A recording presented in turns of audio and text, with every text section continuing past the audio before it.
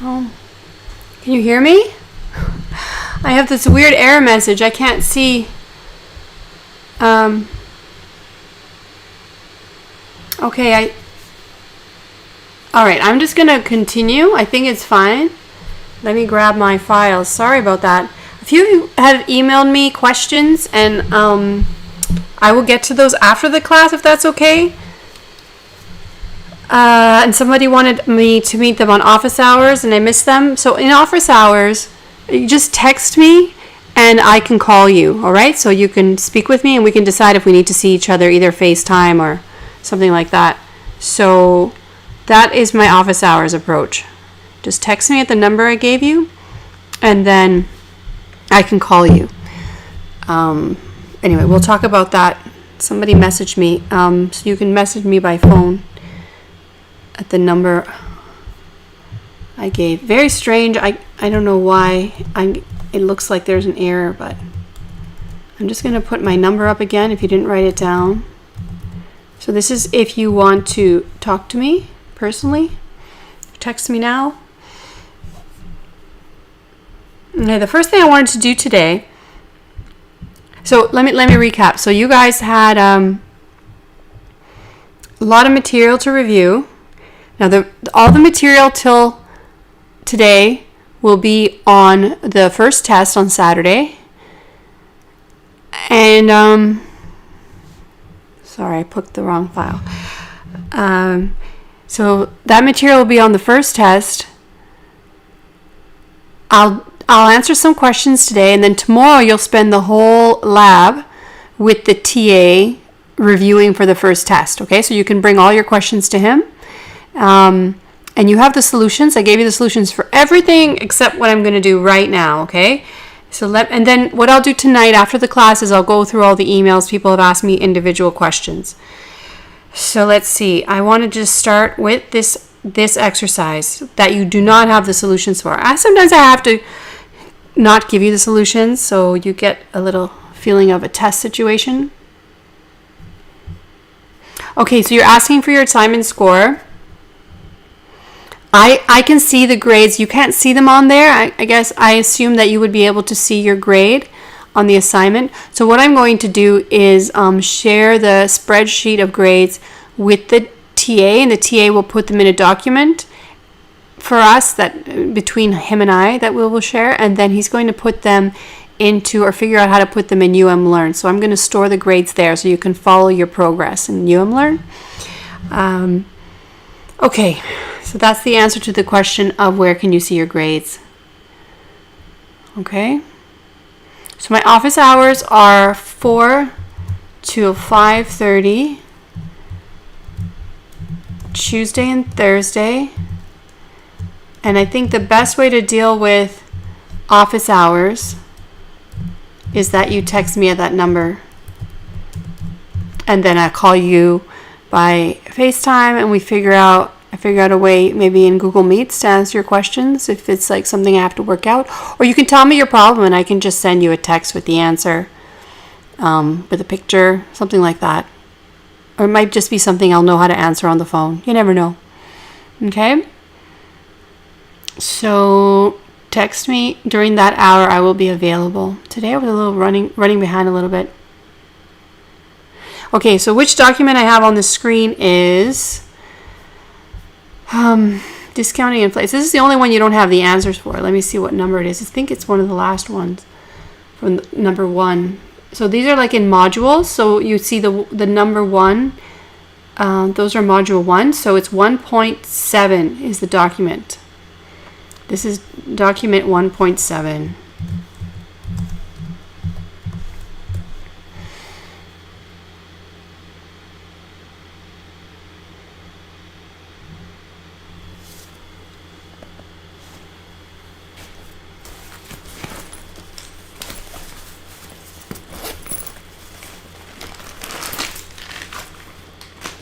Okay, you ready? Anyone do this problem? Anyone solve it without me?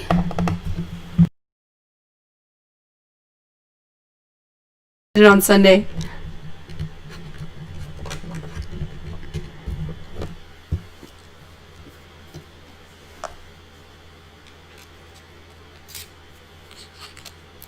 So I'm going to solve this, and then some students asked for me to look at the problems with valuing stock, and I can do maybe a couple of those.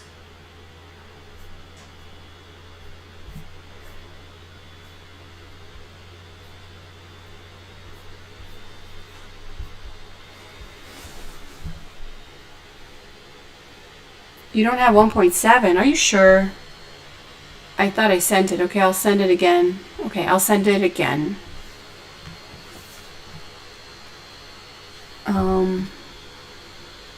Really? Okay, so I didn't even send you 1.7. I guess I was trying to control that the TA didn't show you this. Okay, so until I send it to you, have a look at what I wrote on the screen and see if you can solve that problem. I'm going to send it to you.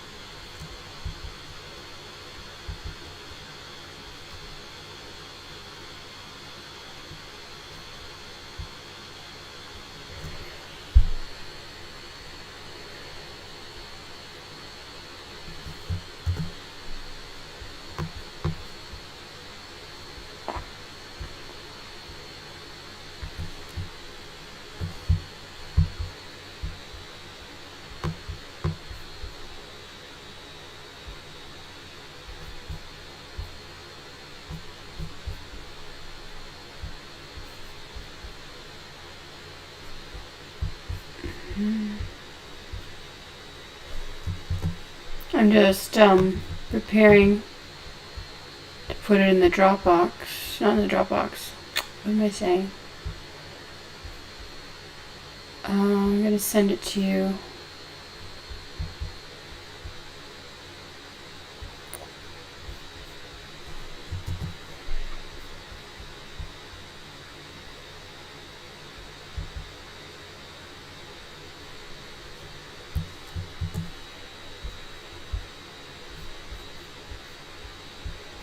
I'm going to send it to all of you and the TA.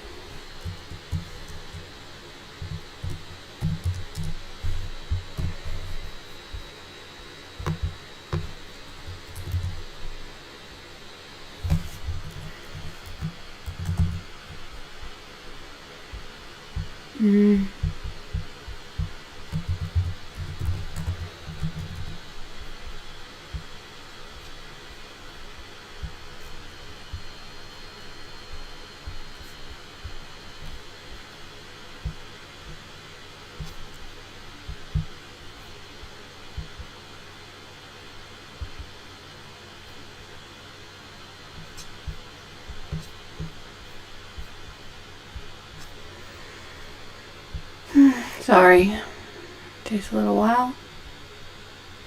Just work on the problem, I read it. And then after I do it, I'll give you the answers so you'll have a nice clean copy.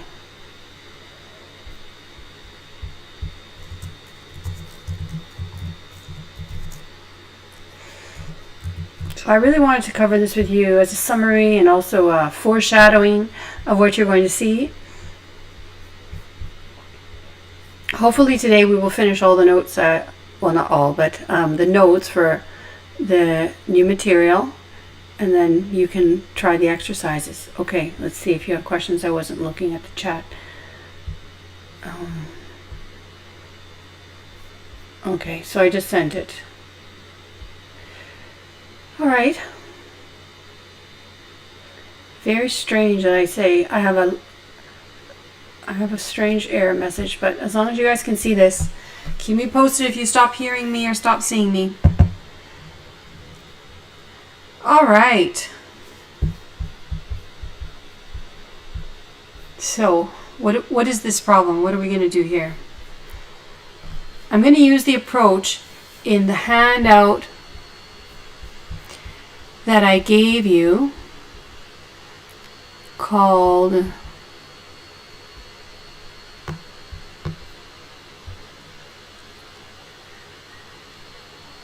the summary 214. Well, anyway, I'll just step through how you solve problems. So how do you solve this problem? Let's read it together.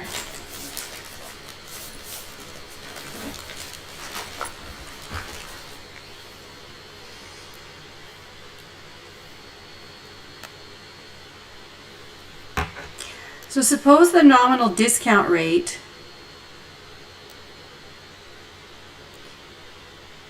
is 8% and the expected inflation is 2%. Determine the present value of a 6-payment annuity of $1,000 in real cash flow per year.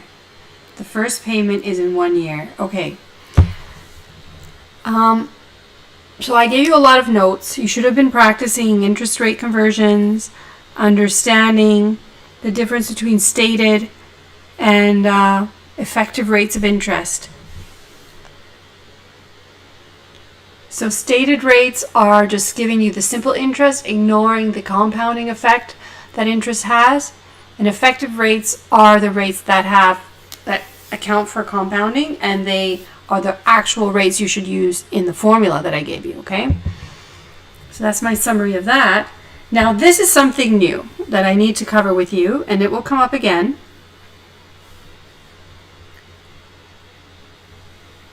What I'm doing here is introducing the concept of inflation. Inflation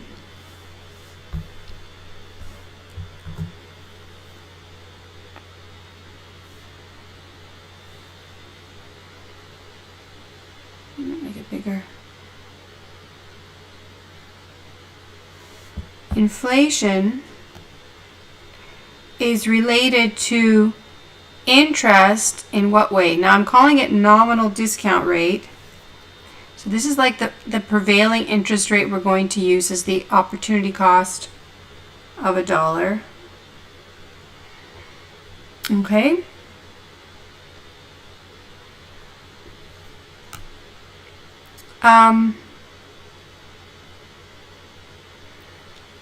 So what is the relationship between inflation and the rate? Also, I've said something, that's one question. Another thing is that I've mentioned that the payments will be in real cash flow.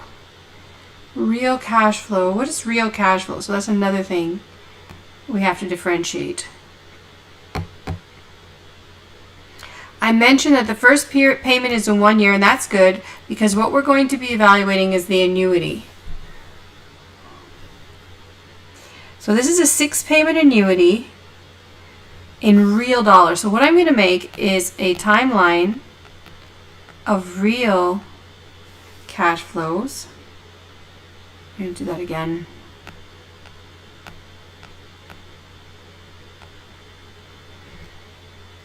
I'm going to call this real dollars. And I'm going to make a timeline for 6. So yeah, you have to be patient when live streaming. It's not like an edited video, right? 1, 2, 3, 4, 5, 6. Okay, so 6 payments. This is 0. Let's do a different color. So this is 0, 1, 2, 3, 4, 5, 6. And the payments start at year 1, end of period, 1 year from today. You're going to get $1,000 in real dollars. And then in year 2, you're going to get $1,000 in real dollars. Okay, so you should be saying now, what are real dollars? $1,000 in real.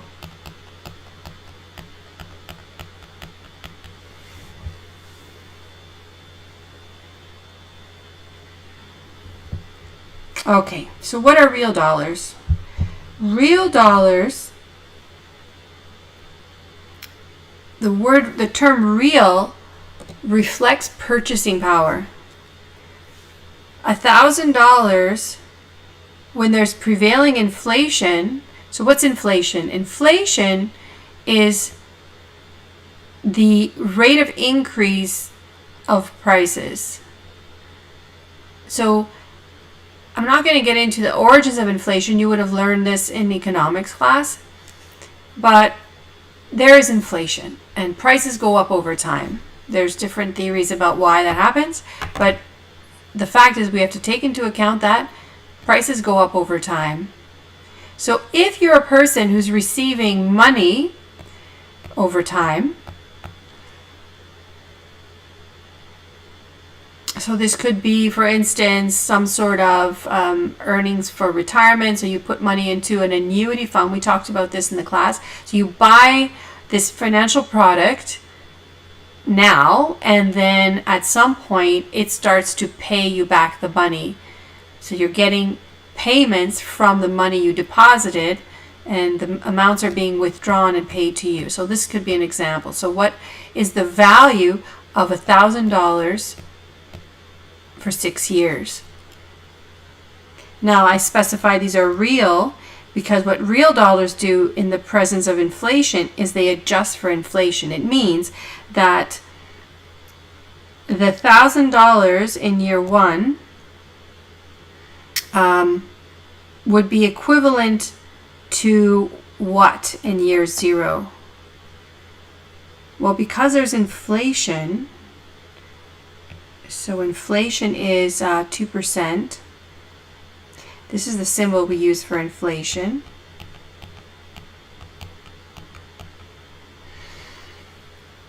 Then it means to have $1,000 by the end of year one.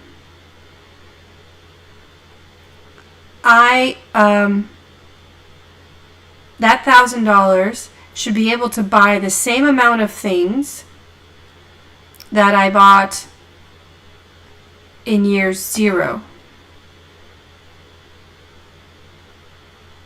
I think this is a little bit confusing because I don't have a year zero amount. So let's do year 1 and 2. So the same amount of things that I bought for $1,000 in year 1, I should be able to buy for $1,000 in year 2. But because there's inflation in what we call nominal terms, now I mentioned that this word nominal gets abused because we use it for a lot of different things. But in nominal terms, what it means, so until today, until this week, I've only mentioned to you nominal rates and nominal cash flows. Okay, so in other words, those amounts are already they're just the ones that we work with. Okay, they're the ones that we actually function with. Nominal cash flows, that would be equivalent to the real ones that you see in the presence of inflation. $1,000 at year 1 really needs to be, because of 1 year of inflation in here and in here, in your pocket, in cash flows, to be able to have the same amount of purchasing power, you would need how much? Well, inflation acts like a growth rate. So the amount that you would need is going to be 1,000 times 1.02. So it's like a growth rate, you see? And by the end of year 2, that it's not $1,000 real, it's 1,000 with 2 periods of inflation. That didn't really fit very well, but okay, so you can see that that goes there. Let me make it smaller if I can.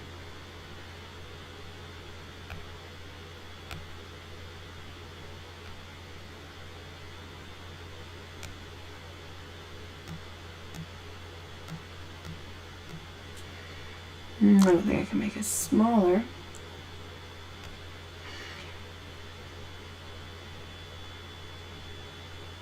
All right, so this is going to be the, I'm going to write it again. I'm going to write them, I'm going to do this. I'm going to make it bigger and I can fit it. So this is 1,000 with 1 period of inflation passing, then that means I would need 1.02 times 1,000 in dollars to be able to retain the purchasing power. And then in the third year it would be like this. So you won't understand completely what I'm doing with all these until I'm finished this page. You'll understand better when I'm done what's actually going on here. But for now, bear with me. I hope you can see what I'm doing. So I'm just putting growth on every one. And this is 1, 2, 3, 4, 5, and 6.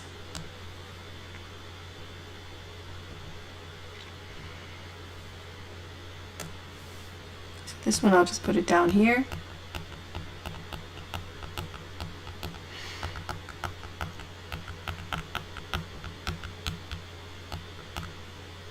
Okay, so this is an application of annuity, and I'm teaching you about the difference between nominal and real interest and nominal and real cash flows. Okay, that's what's going on right now. All right, so these are the cash flows in real dollars, and these are the equivalent cash flows in nominal dollars. So if there's inflation and I'm receiving payments from an annuity, I need the payments to be adjusted for inflation. So I could be told in real dollars you're going to be getting 1,000. In other words, we're going to adjust for inflation, so you get more and more payments each year to adjust for our assumed inflation. We assume there's going to be 2% a year, which is true. The Fed, the Federal Reserve in the States and in Canada, the Bank of Canada, works at keeping inflation below 2%. Okay, they actually work with the government, even though these are supposed to be independent bodies. But the idea is to keep inflation. Now, I'm not going to go into the economics of it, but usually in the last 60 years, inflation is kept below 2% with the help of the central bank.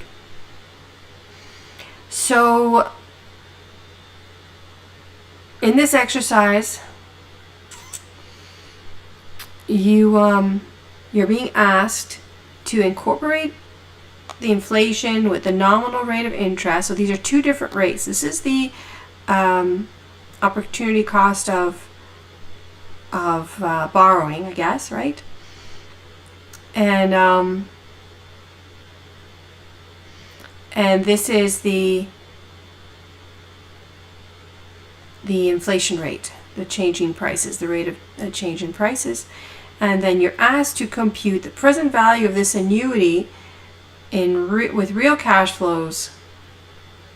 Now I've demonstrated here real cash flows and nominal cash flows, and what do you do with this? Well, if you want to calculate the annuity with real cash flows, you must use the real rate of interest.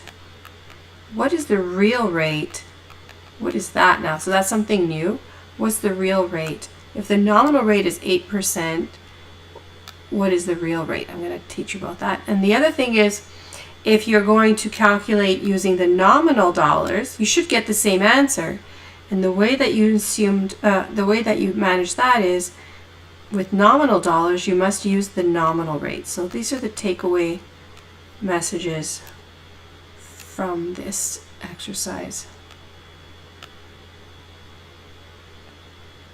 So nominal dollars with the nominal rate, real dollars with the real rate.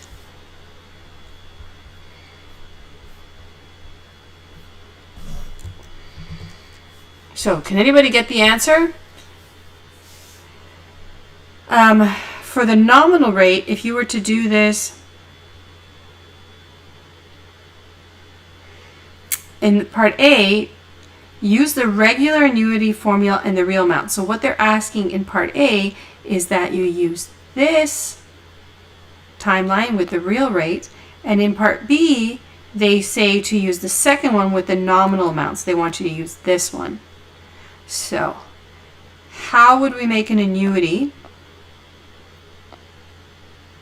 with the real rate? So what's the relationship now? This is the next question. What's the relationship between the real and the nominal rate and inflation? Does anybody know? What is the relationship between real and nominal rate if there's 2% inflation?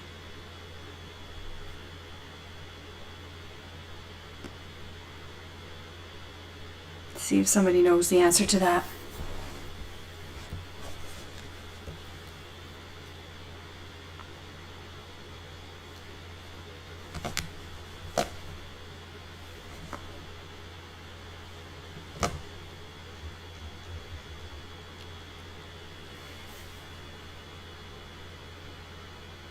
Okay, so you're giving me, Muskan, you're giving me the answers, but the answers have to be the same.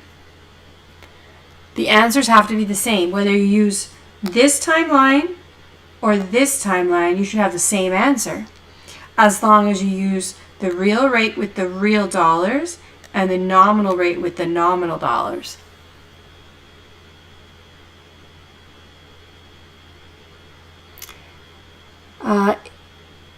Yashvi is commenting is for the real rate. What I want you to do, what's the relationship between, so let me write it down. I'll make it bigger. How is the nominal rate, the real rate, and inflation related? Is there an equation that relates them? What's the relationship between those symbols?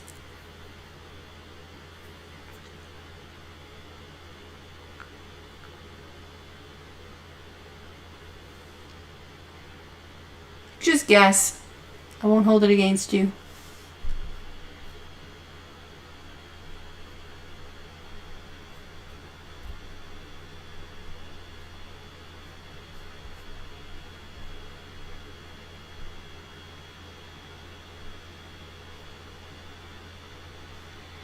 Okay, just because I'm concerned about whether this is recording on YouTube, I'm going to record this myself as well.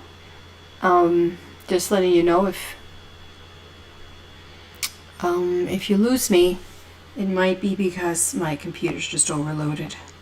Okay, so this is the relationship between this are known as this is the Fisher relationship or the Fisher equation. I think Fisher.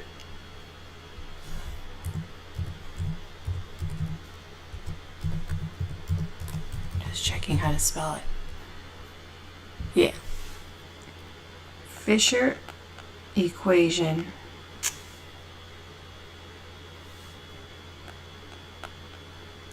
Or the Fisher relationship. The Fisher equation relates these rates together. Now somebody else wrote that they think it's an additive relationship. So they've written that it's an additive relationship, that the relationship is like the nominal inflation is equal to the real inflation. Sorry, what did I say? The nominal interest rate, the nominal interest rate is equal to the real interest rate plus inflation. So some people have been saying that. Okay, so some people, you might have learned that in economics, right? So that's what nominal is with inflation. The real rate with inflation, where the real rate is the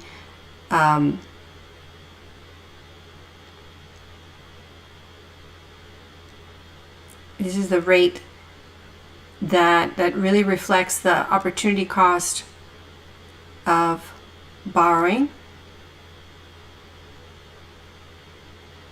and lending. And then this is the inflation. Now this relationship is true in approximation. So this symbol means an approximation. Let me put it a little lower. It's an approximation that works when inflation is maintained at a low number. And I already explained that governments work with central banks to keep it under control.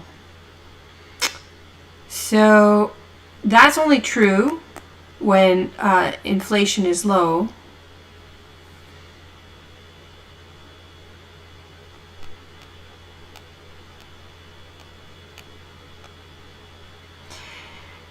But that's not even the exact relationship. It's an approximation. The actual relationship is one of rates. What are rates? Well, rates, where you consider the factor effect. So now if I take into consideration this, nominal is equal to real plus inflation, now think of it as a compounding relationship. And you'll see the answer, and I'll put it here, and let's see if I can erase this and put the relationship. So it's going to be factor effect. 1 plus the nominal rate is equal to 1 plus the real rate times 1 plus inflation. You see? So this is the effect of factors, growth factor or inflation factor here. Sorry. Inflation as a factor affecting the real rate gives you 1 plus the nominal rate. So for each dollar, this is the relationship. All right, so now you know how to get one from the other because I've related all three. Now we've been given the nominal rate in this problem, so you can compute the real rate using this expression. So let's do that because that's part A. So using this expression, so this is the equation. This is the Fisher equation.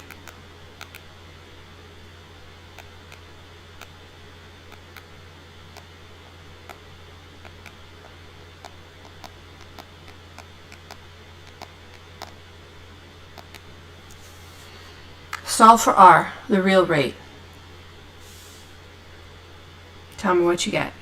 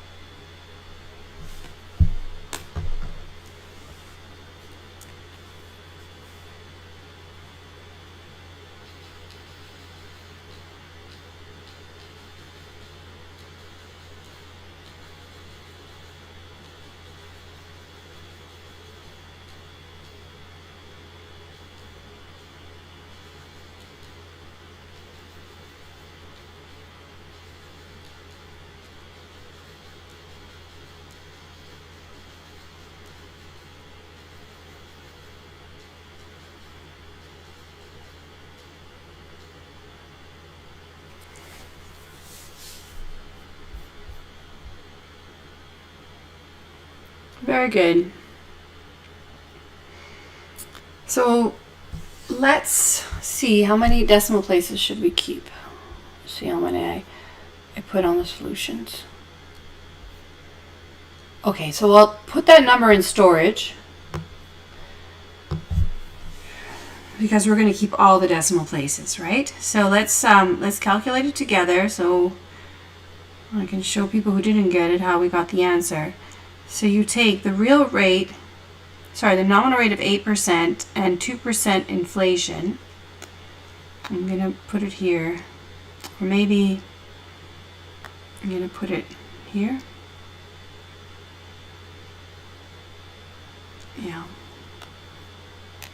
So 1 plus the 8% is equal to 1 plus the real rate times 1.02. Got it? And then I'm asking you to solve that for R.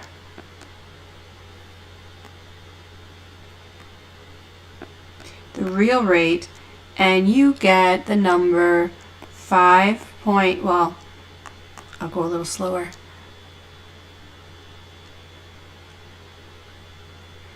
you're going to get 1.08 divided by 1.02 minus 1.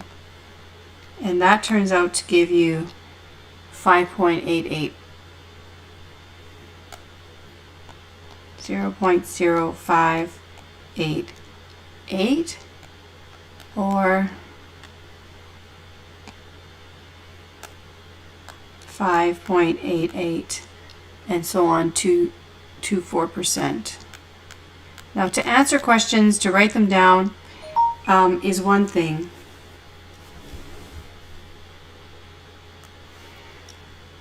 Follow the directions. Now I didn't provide directions, but if there's no directions, put 4 decimal places, okay? Usually on the tests I'll give you directions, and even on some assignment questions or practice problem questions. So then you want to put this in your storage. So store 1.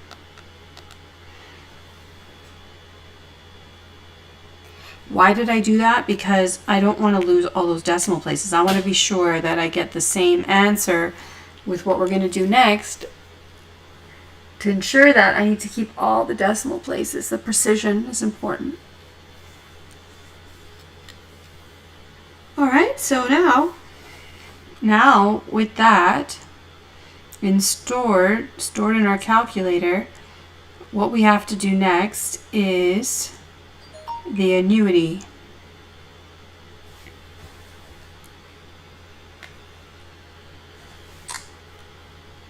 So now set up the annuity.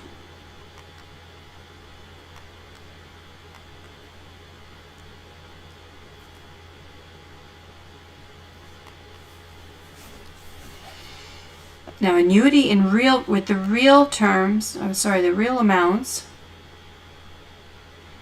I'm going to write it over here. So PV 0 is equal to,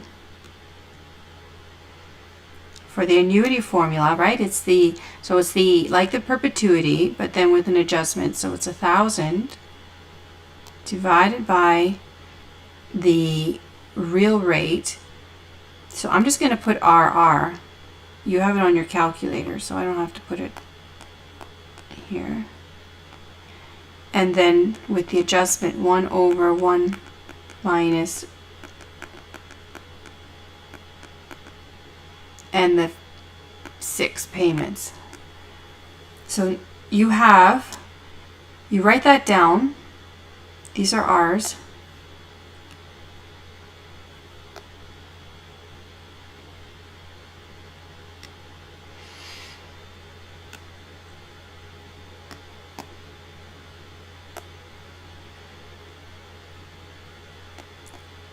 So you're going to put this now in your calculator from left to right. N is 6.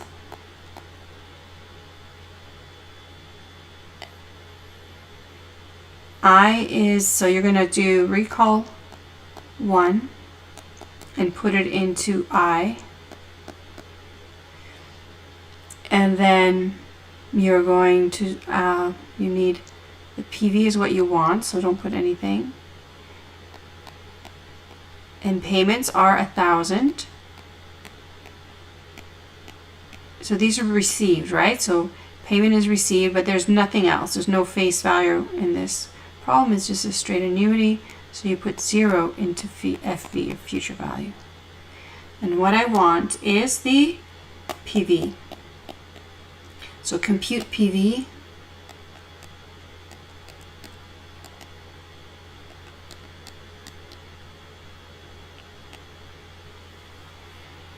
What do you get?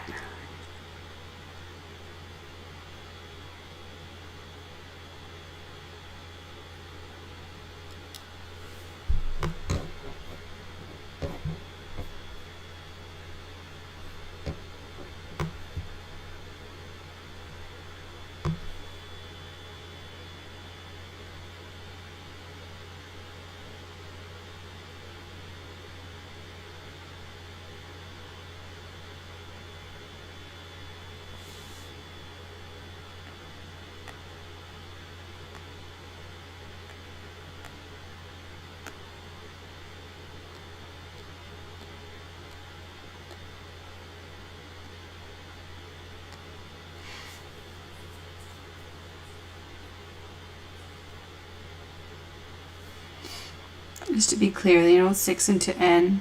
I put it backwards, but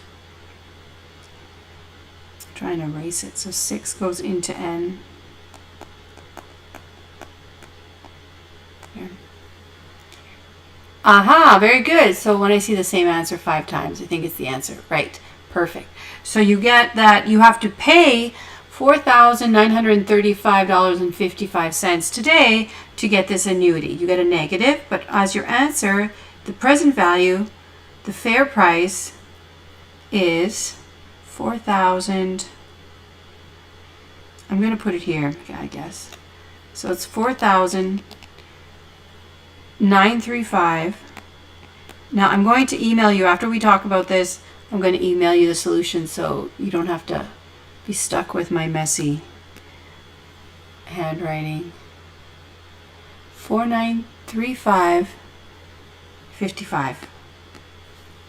Okay, so here you go. Calculate now the timeline using the nominal dollars and the nominal rate. You already have the nominal rate. It's 8%. Remember, this is different than what we talked about stated when we discussed stated and effective. This is some other this is a different concept, okay? This is a relationship between real and nominal rates in the presence of inflation.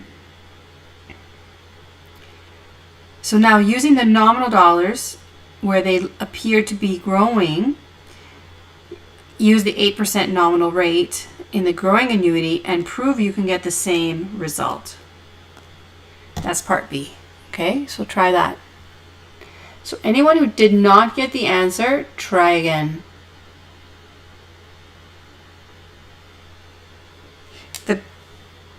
The key to this is, you know, as I mentioned, store the interest rate.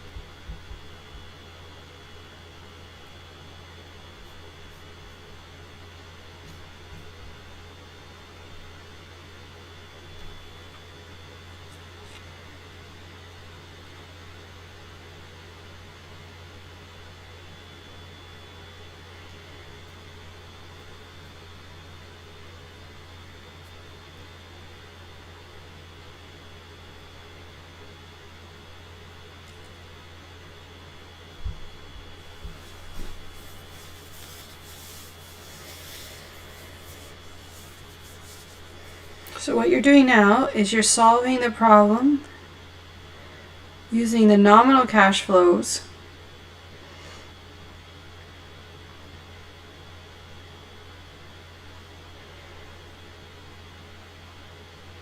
in the growing annuity formula.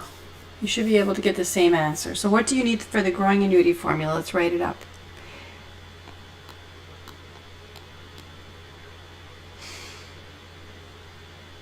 For the growing annuity, we need the first cash flow, and then you need the rate that you're going to use, and then you have the growth rate over the discount factor, and all this to the power of the number of or the duration of the investment or the number of payments. Okay, so that's the formula. So we have all this. C1 is the first cash flow. The first cash flow is all of this. Now you can figure out what that is. You can calculate it and put it there. So that's what I'll do.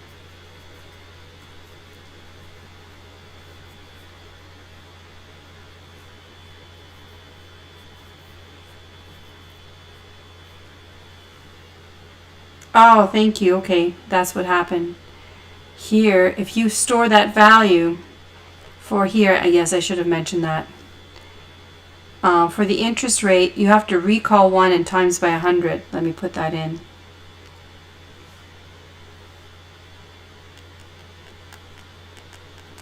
So So times so 100 times the recalled number. So recall 1 times 100 and then put it in interest and you'll get the right answer. You have to remember the difference between using the calculator and what you write in the formula. Sorry that it is that way, but that's how it is.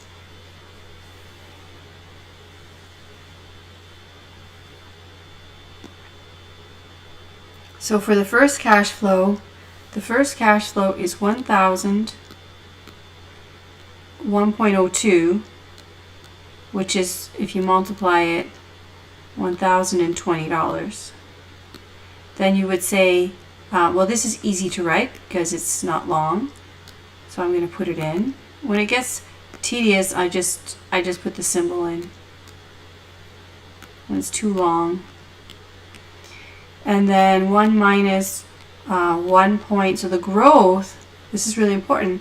The growth right now is going to be inflation. Inflation is the growth factor for this problem.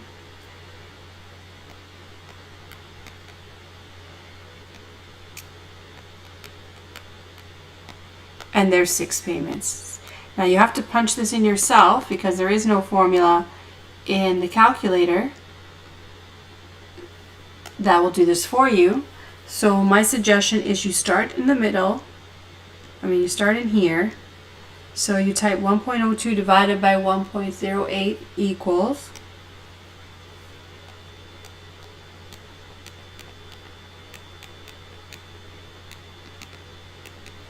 And then you say y to the x 6, and then equals, and then change the sign,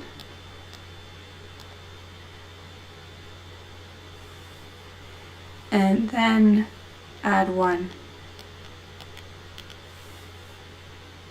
Oh, I forgot on the bottom here, sorry, look at that. I minus g, I forgot the I minus g. So I minus g on the bottom, I minus g would give you 6% on the bottom. Is everybody okay with that?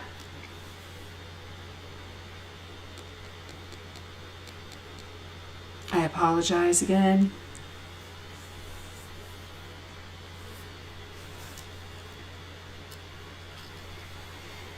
Yeah, I got it. Yeah, I got it.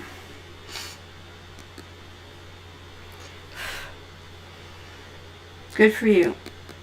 Okay, so then, and then you multiply by 1020 and divide by 0.06. And you should get this answer. So try that and let me know if I did anything else wrong.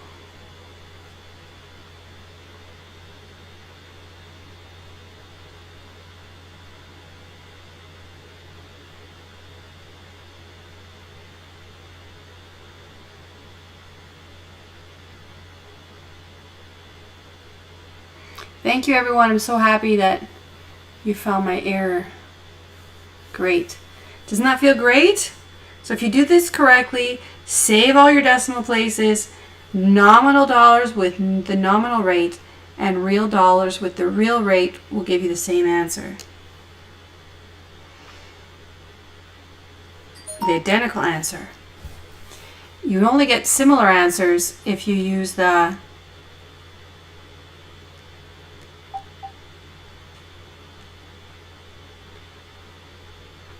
You would get similar answers if you, but not exact answers, if you rounded the real rate, interest rate, or if you didn't use the Fisher equation, but you use the additive relationship between real and nominal rates and inflation.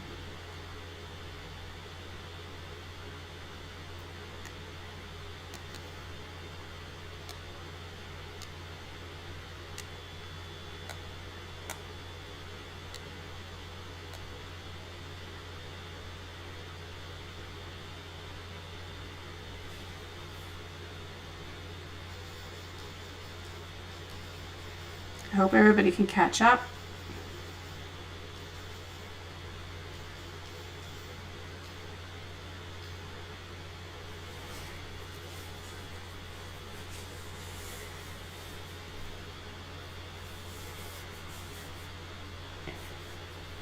Great.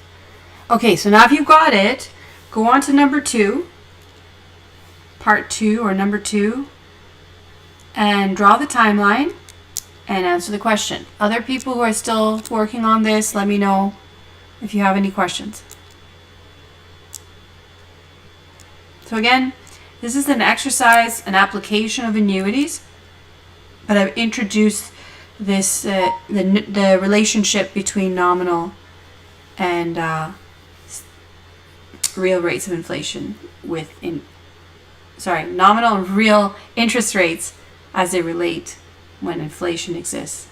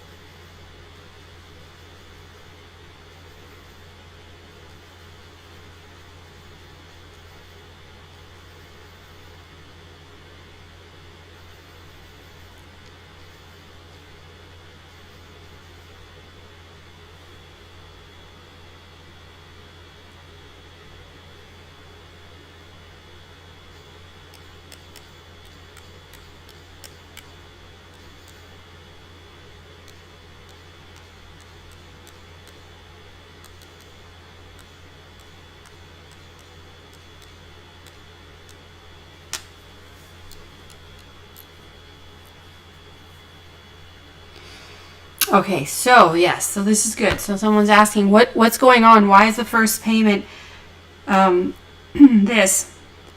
Okay, well, inflation, so yes, and you're trying to relate it to, so the formulas that I taught you, the growth rate should start in the second period, right? So the growth rate, so the first one is just the initial cash flow, and then the second one has the growth on it. But I'm cheating in a way, but I can still use the formula as long as I make the first one this, and then the second one is the same with one factor of inflation. Does that make sense now? Yes, there is inflation here between 0 and 1, 1 and 2, and all the years. So that's why I have to use this as C1.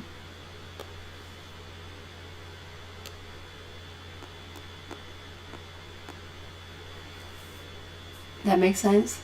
So that's a really important point, that inflation is throughout, so I have to adjust my formula. I'm adjusting to accommodate my formula, but finding the first cash flow and then understanding there's inflation throughout all of them. Okay, so some people still don't have the first one. I'm going to take a break, and I'll take a break to work with the people who didn't get the first one. Everybody else go on for on to number 2, part A and B, okay? So for people who didn't get the first one, let's see what's going on up here.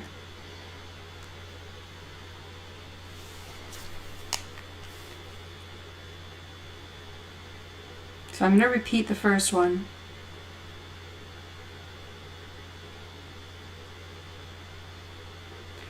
So the first one, I said,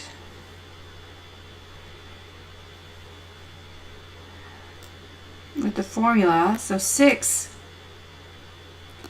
into n, so clear everything, right? So clear TVM first. Maybe something's stuck in there. So clear TVM, second function TVM, clear TVM.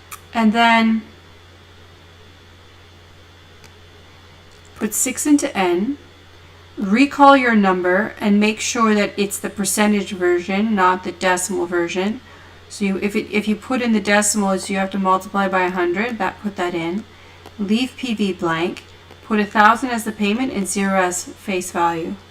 Make sure your calculator is not in begin mode. Okay, so check the top upper screen.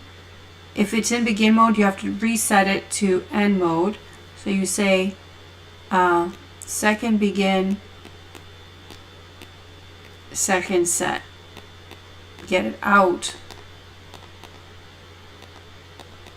of end mode. Begin mode into end mode.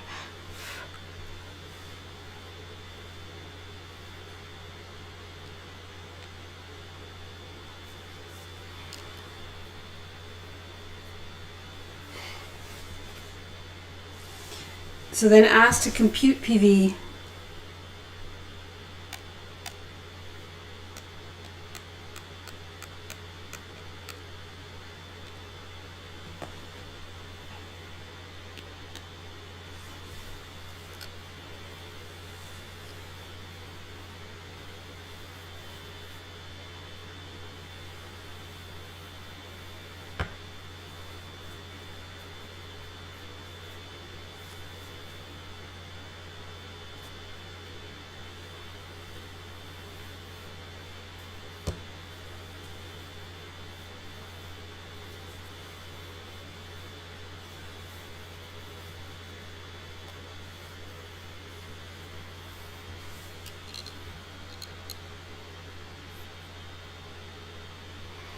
To find the interest rate, we did that over here. The interest rate was solved.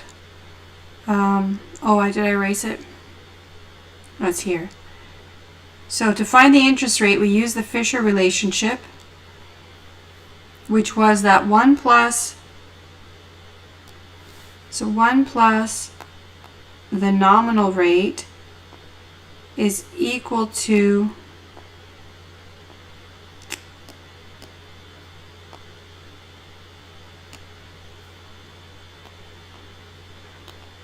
one plus the real rate. It's so hard to use this thing. I'll make it bigger. It's always a solution.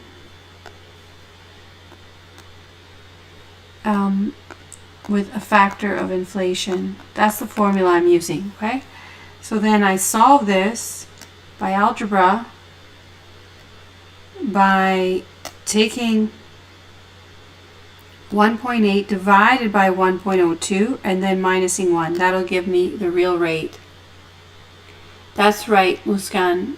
So then you get 0.0588 or 5.8824, but you don't want to lose all of the decimal value, so I asked you to store it. So what are you storing in there? Are you storing the decimals or the percentage? Because we're going to need the percentage value. What you have to do is take this number and multiply it by 100 and store it, okay? So that might be messing things up if you're having trouble.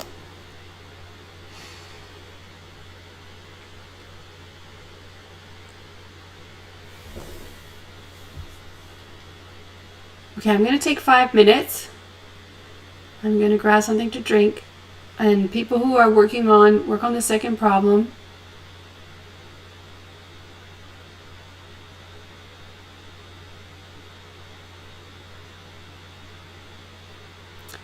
I don't know what to tell you, how you're getting the wrong answer. If you're getting the wrong answer.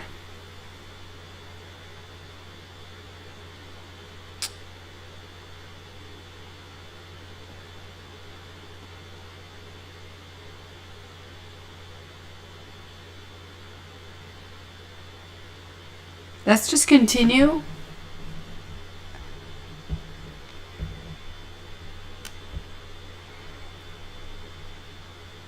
Maybe you don't have the right number of years because like you have almost 6,000 there and the answer is almost 5,000. Did you put too many years in? It's supposed to be 6 years.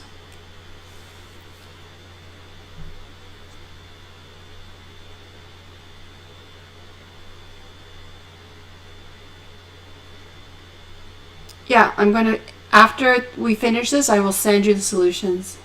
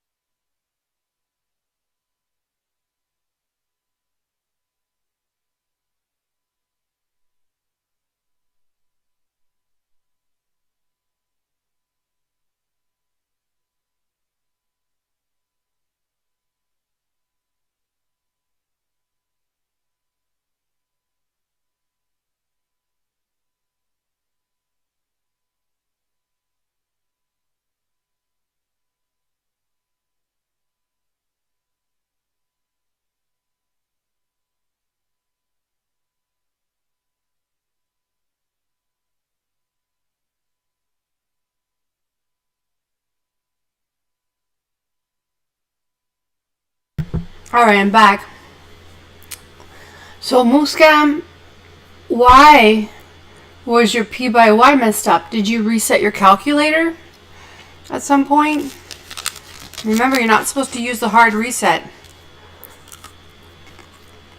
So anyway, now that it's fixed, make sure, and the only thing is to make sure you have all your decimal places visible. So you have to use the format. What is that again?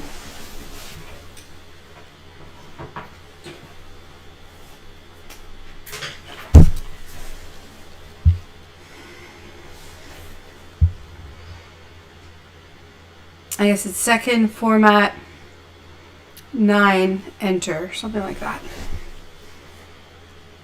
Okay, so be careful, don't hit the hard reset. And that's exactly what happened. You'll have different answers than me, and go back to that setup that we did, the first one of the first pages of the notes, and reset your calculator. Okay, so shall we continue? How you guys doing with number 2?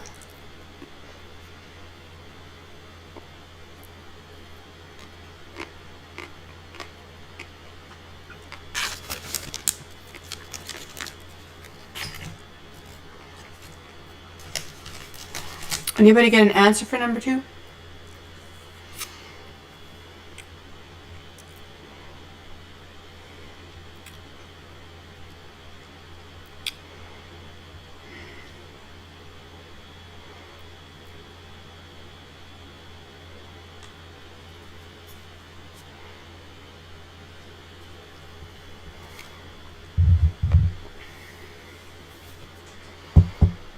So we're going to tackle this the same way. I'm going to make the timelines.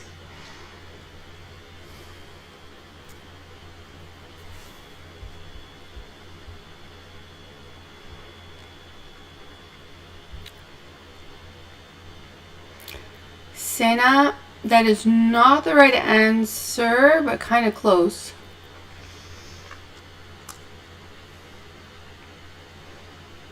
Okay, so yeah. Part 2, A is doable, but B part's a bit confusing, and that's what I want you to think about, okay? So let me work through this. People who've already finished, hang in there for the B. And you guys still have the wrong answer for A part.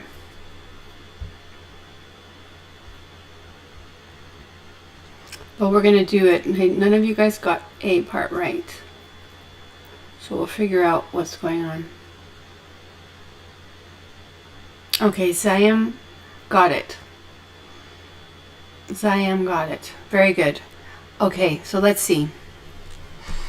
Let's make the timelines. Now this is 5 payments.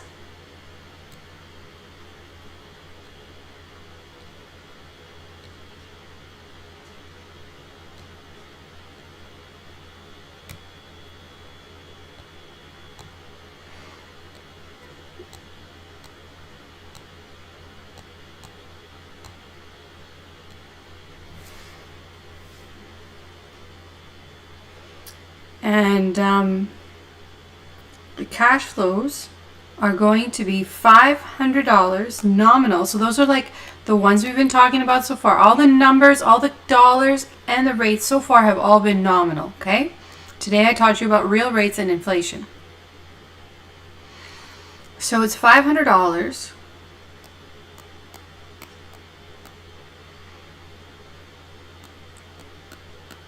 Every period.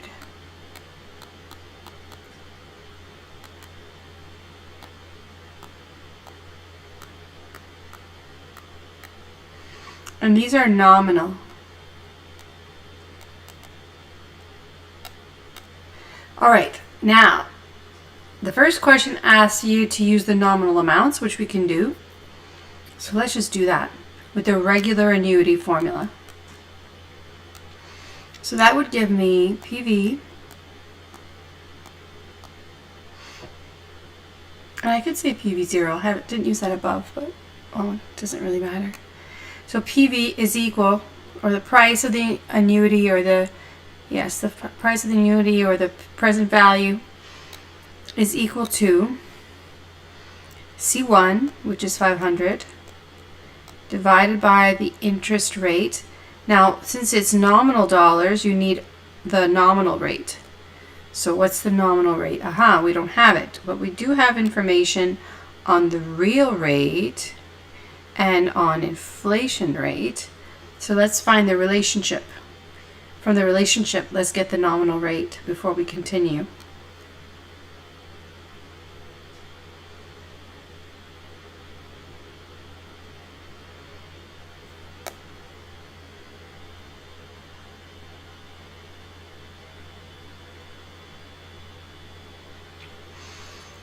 So the real, so 1 plus the nominal rate is equal to 1 plus the real rate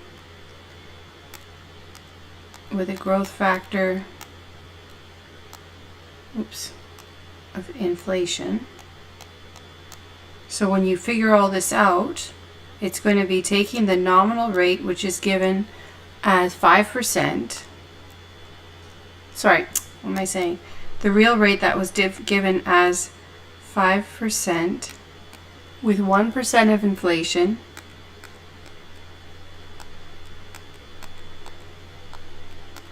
And you just calculate it straight through.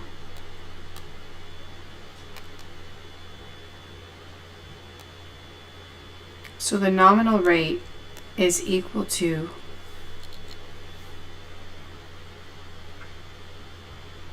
1.05 times 1.01 minus 1, which gives 6.05, a nice clean 6.05.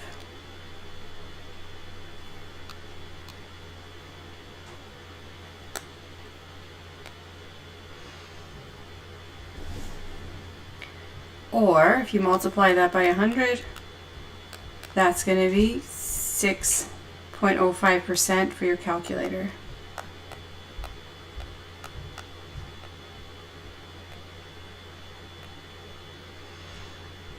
Okay, so that's what I'm going to put here, but I'll just use the notation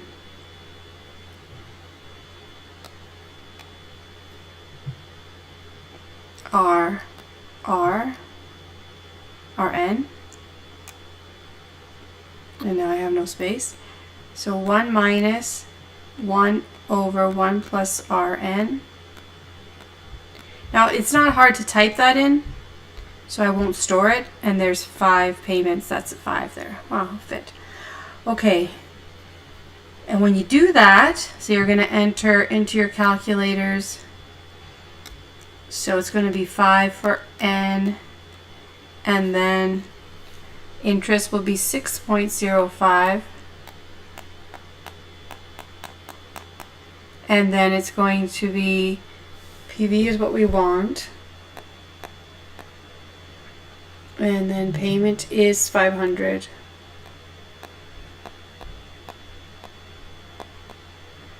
and then 0 into FV, and you compute PV.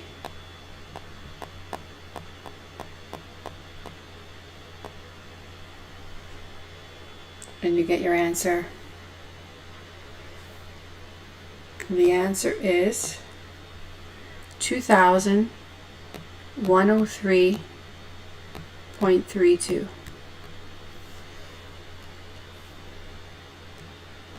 Now you should be able to get the exact same answer using the alternate approach, using the real cash flows with the real rate that was given of 5%, and you would be using the growing annuity formula. Now somebody asked a question about why did we use 1,000 times 1.02 for the first cash flow? Because that's what it was. Inflation occurs from time 0, okay?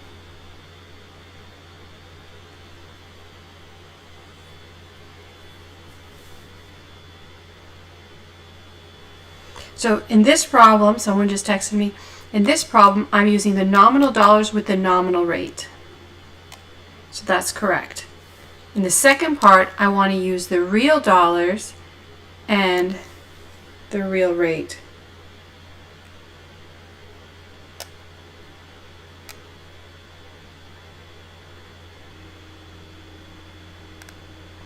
So what would the real timeline look like?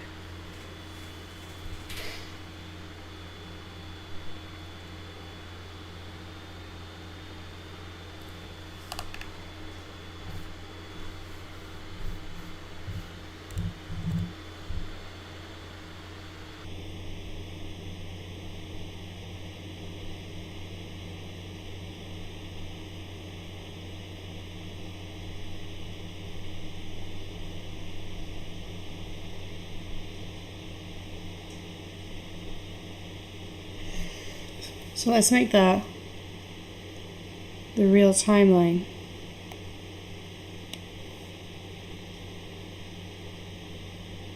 I'm going to do it in red again, like I did above. Red and black? Okay, red and black.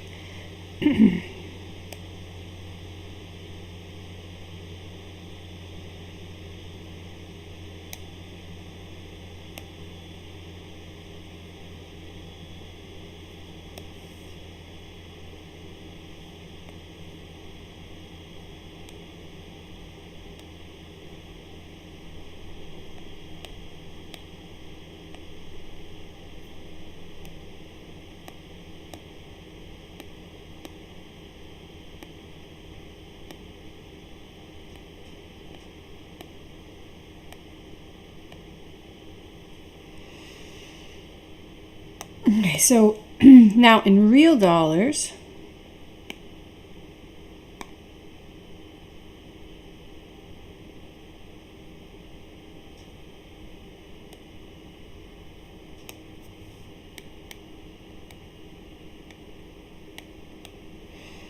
$500 with prevailing inflation. Now, inflation occurs in every period, right? So what's going to happen if all I'm getting from my annuity is $500 at the end of the year?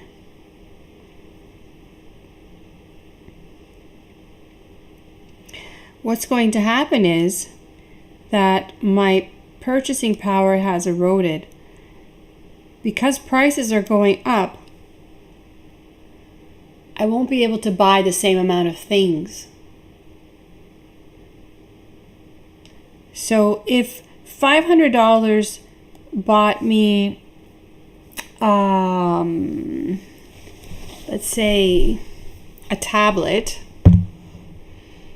right? So like some sort of tablet, or at the end of year one, I should be able to buy I should be able to have the same tablet at the end of year two or the end of year three. So I'm just saying the purchasing power, the length that the $500 can go. Unfortunately, if these are nominal dollars and there's inflation,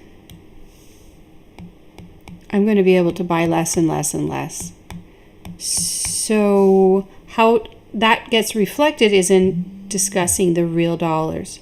So let's convert the nominal dollars into real dollars. How do we do that? What is the relationship between nominal and real dollars? We used it above, but I didn't tell you. I didn't give you a formula or anything. You guys just understood what I was doing, right? That after a year of inflation, I would have needed 1.02 times more, and so on. So what's happening here when I go the other way around? When I go the other way around, what I'm doing is using the relationship. This is like the second relationship you're learning about.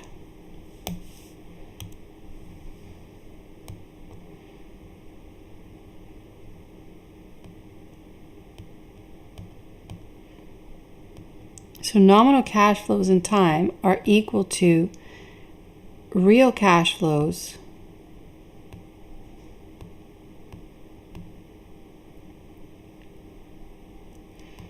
with a factor of inflation. That's the formula that I used above. Everybody agree? So this is a formula.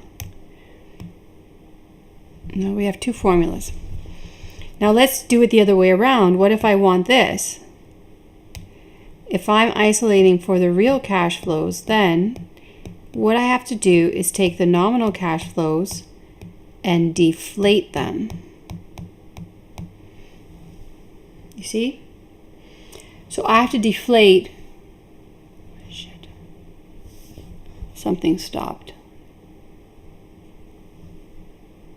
You haven't been able to see things for a while. Sorry. Yeah, something's wrong with the stream.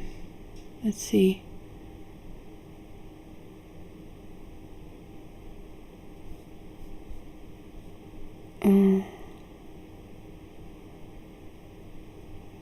It's frozen. Damn. I'm not sure what to do. Okay, let's take a... Can you hear me?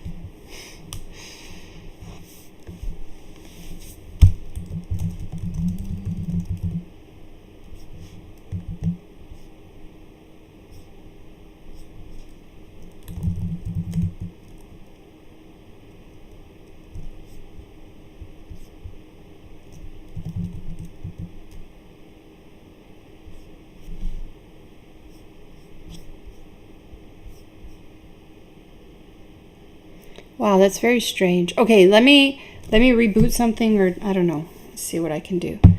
Okay, I'm gonna pause from you, but I'll be here. Well, I'll keep my voice speaking so you can hear me, but why is the screen frozen? I'm not sure if it's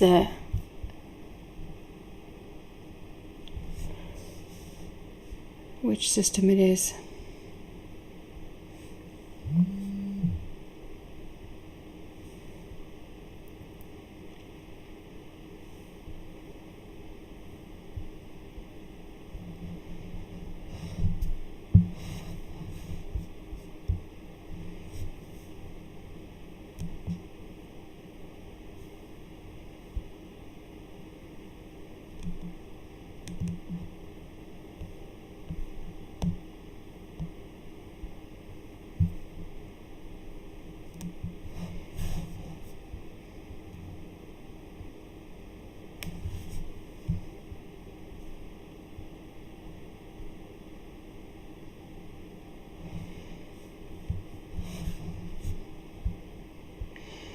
So you see things changing? I don't know why that happens. Just gonna chalk it up to having an old tablet so I can buy a new one. I want a new one. Oh, it should be this one. You see that now? Okay, so I salvaged it. So let's see what I wrote. Should I redraw it? Okay, so I'll give you time to copy that. This is what I wrote. I just had to reboot the... I know what to call it. The connection. Oh, great. Okay, so I'll keep me posted. Text me like you said. Wake me up because I'm looking at my tablet. I'm not looking at the chat. It's just me.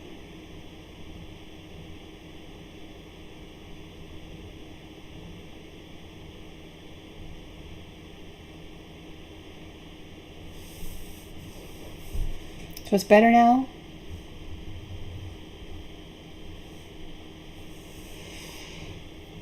All right, so I'll explain again. Let me erase this then.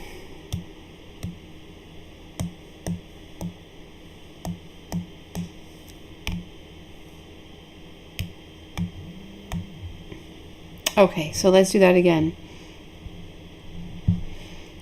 So this is the timeline. Oh, I wanted to make it big. I made it big so it all fits.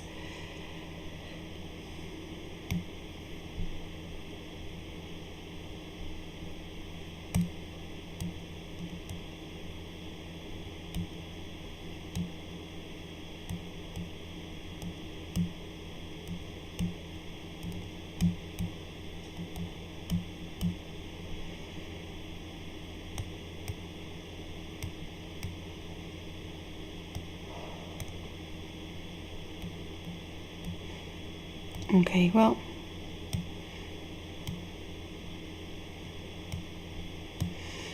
so then it's going to be $500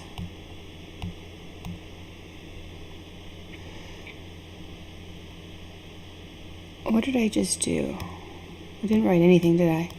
So there's going to be inflation here, inflation here, inflation in every period, right? Oh, we're not going to go that far. Just going to stop at 5. And I mentioned we want to do this, we want to make a timeline for now real dollars.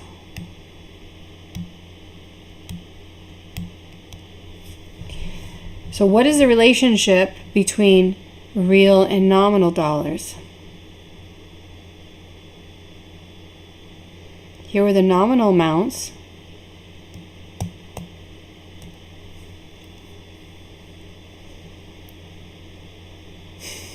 What did we do before? Let's go back up.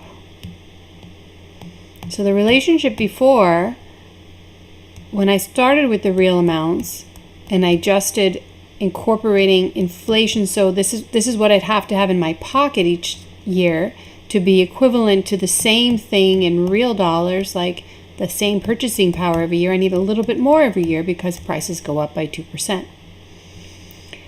So I didn't write it formally, the relationship between nominal and real dollars, but now let's do that because it's we have an idea, but let's make it formal. Let's formalize. So we write that, and this is what we did above, we said that the nominal dollars in any time period was equal to the real dollars in any time period times a factor of inflation depending on how much time had passed. That's the formula that we used above. If you look back, that's what we're doing. So in year 1, there's just one factor of inflation. In year 2, there's 2 factors, okay? And so on. So now let's use this relationship. So this is the second formula from this discussion. Let's use this relationship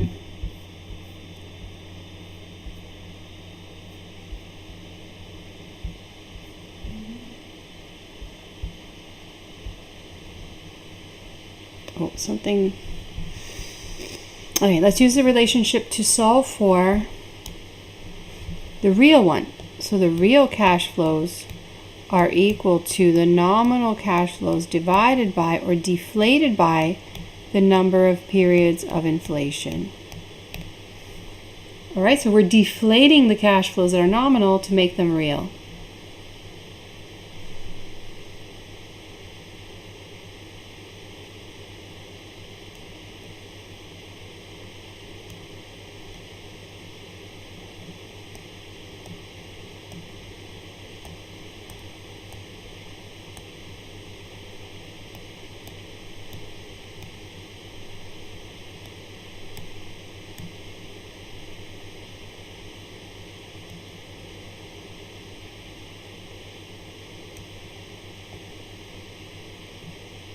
Trying to move this down. Okay, I won't be able to. Okay, so now what I want you to do is tell me what are the cash flows at the end of each period using this relationship. Deflating the $500 for the amount of periods of inflation. So what you're doing is figuring out the erosion effect of inflation. So what does it reduce the purchasing power to? It's going to be less than 500, but what would be the exact or precise values? So let me redraw my timeline.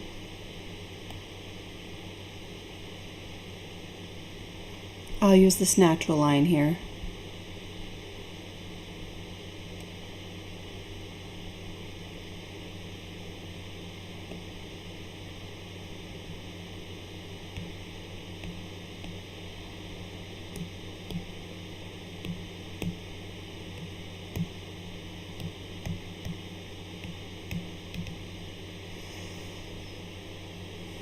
So this is going to be 500, but one period of inflation passed, so it's going to be 1.01 on the bottom. And the second one would be 500, but 2 periods of inflation have passed, so this is a power 2. And this is 500, but 3 periods of inflation passed, so that's power 3, and this is 500. You get it?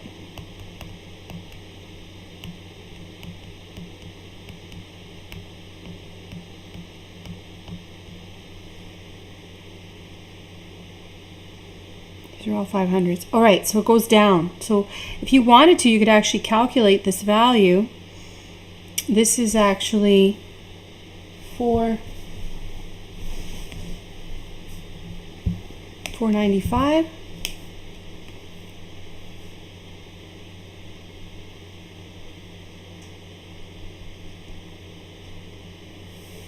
So this actually works out to be, put the dollar symbols on it,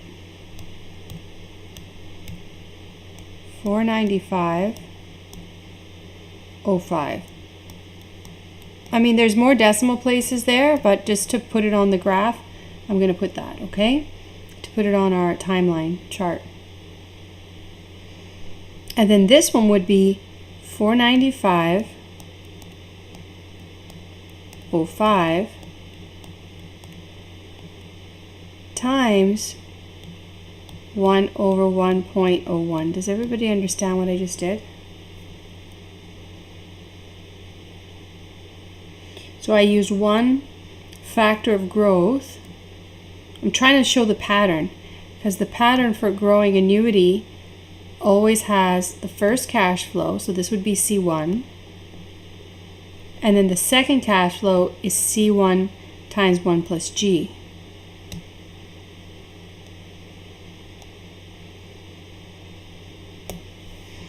So this is C1, and this is C1, 1 plus G, and so on. But those are the only two I need to use my formula. So it's a growing annuity, but what's the catch? The catch is negative growth. This is going to be negative growth. The values, the amounts will decline. This number is less than this number, right? This is going to be smaller. Whenever you divide by a number greater than 1, the number overall will be smaller. And this number is smaller than this one. So it's increasingly smaller.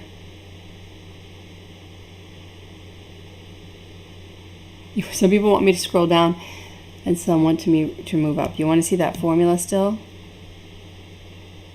You want to see all that? All right. So what is G is the question. What is G? What is G? So that I can apply the growing annuity formula, what is G? Growth is negative, so it should be a negative. But the issue is that it's not negative inflation. It's not negative 1%.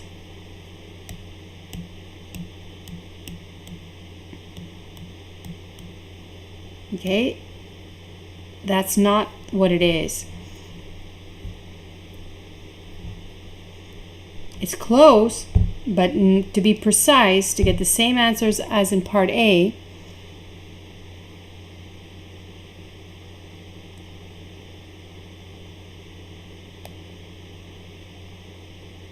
to get the same answer as in part A,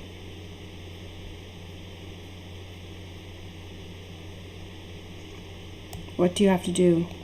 This is the factor, and this is the factor. What you want to solve is this formula. You want to solve 1 plus G equals 1 over 1 plus pi. So this could be your formula 3. So out of this handout, you've got 3 formula. The first one was real to nominal rates. The second one was real dollars to nominal dollars with inflation. And this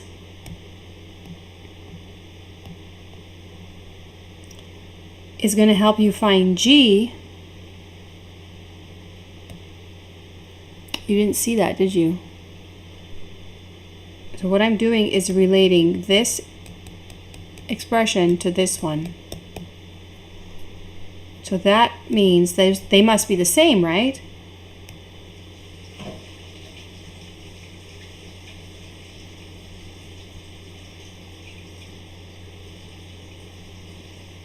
So this is what I want to solve. Find G from here and you'll see it's a negative and it'll be close to 1, negative 1, but it won't be exactly.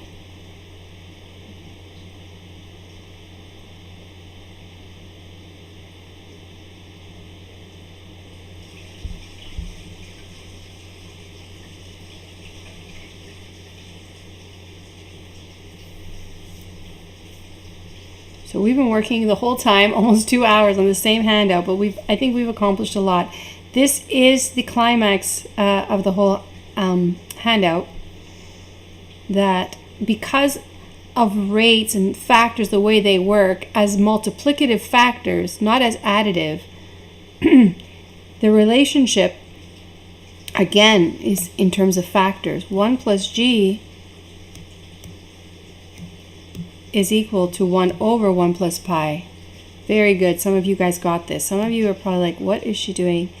Don't worry. Just practice makes perfect. You guys are going to practice this. When you get a problem like this, pull out this sheet. I'm going to send you the solutions in a bit and solve this. So it's very simple what you have to do. And what you get is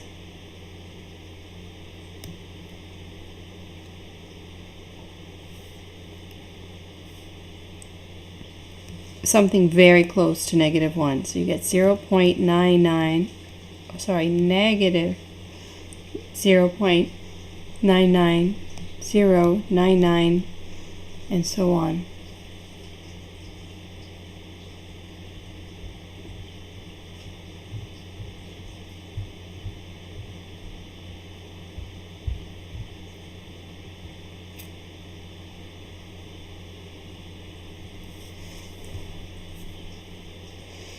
I'm not sure I understand your question, Kyla. C1 minus C2 over C1.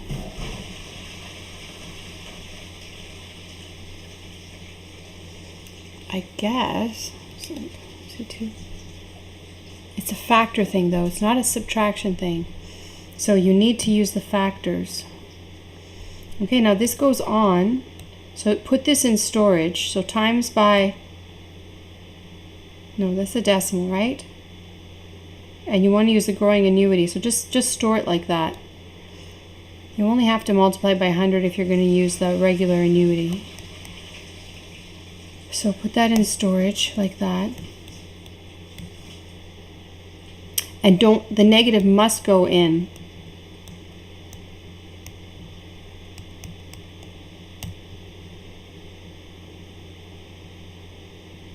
Okay.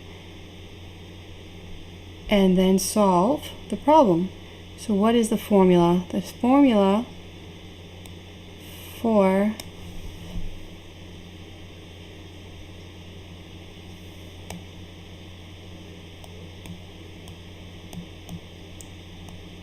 the regular annuity, the first amount is 495, or you know what, we don't want to round, right? So the first amount, C1, is 500 divided by 1.01. So we won't round it. We'll put the whole number in to be precise.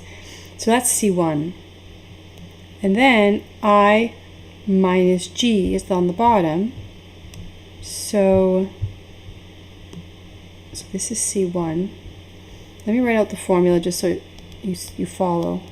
So I have to write C1 over I minus G times 1 minus 1 plus G over 1 plus I to the T brackets, right? So C1 is this whole thing. I minus G is the real rate of 5% minus, I'm going to just write minus G because that's in storage and it's too long to write out. So 1 minus 1 plus G divided by 1.05 because real rates and real dollars go together. So this is real rates with real dollars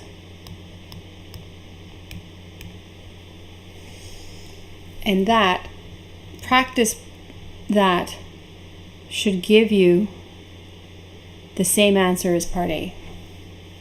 Very good, Kyla.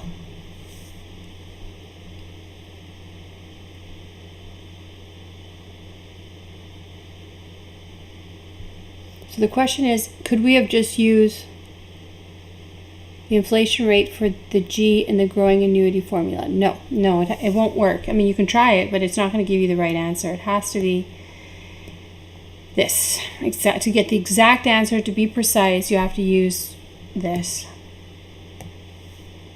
That was solved for from this. So the important thing here, I'm going to give you the solutions, but I didn't write the timelines. They just don't fit. So make sure you get your timelines right from the video. All right, I'll show them, I'll flash them in a minute again. I'll just let people punch in. Let's see, 10 of you get the right answer. Tell me if you got it. You should be getting the answer 2-1.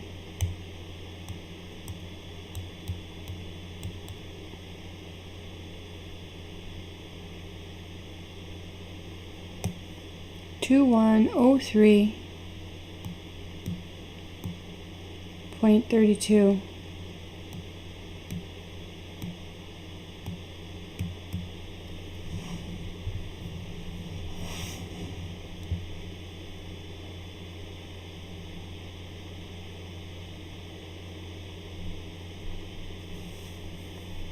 So part A was nominal dollars with the nominal rate, and part B was real dollars with the real rate.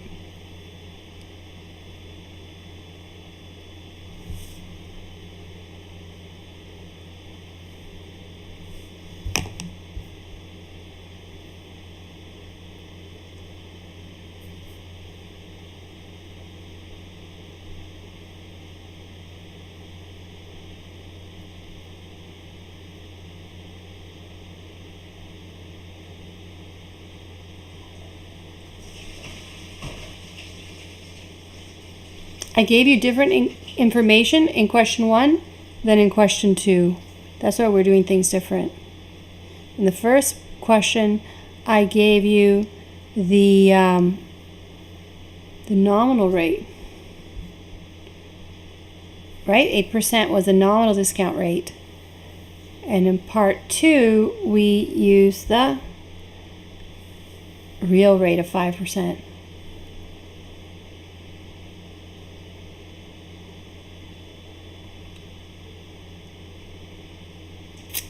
Well, Senna, you're kind of saying it backwards. I mean, it's not because there's negative growth. It's just because the cash flows were level and they weren't adjusted for inflation, then we see erosion of the dollars, and that's what creates the negative growth, okay, that we got.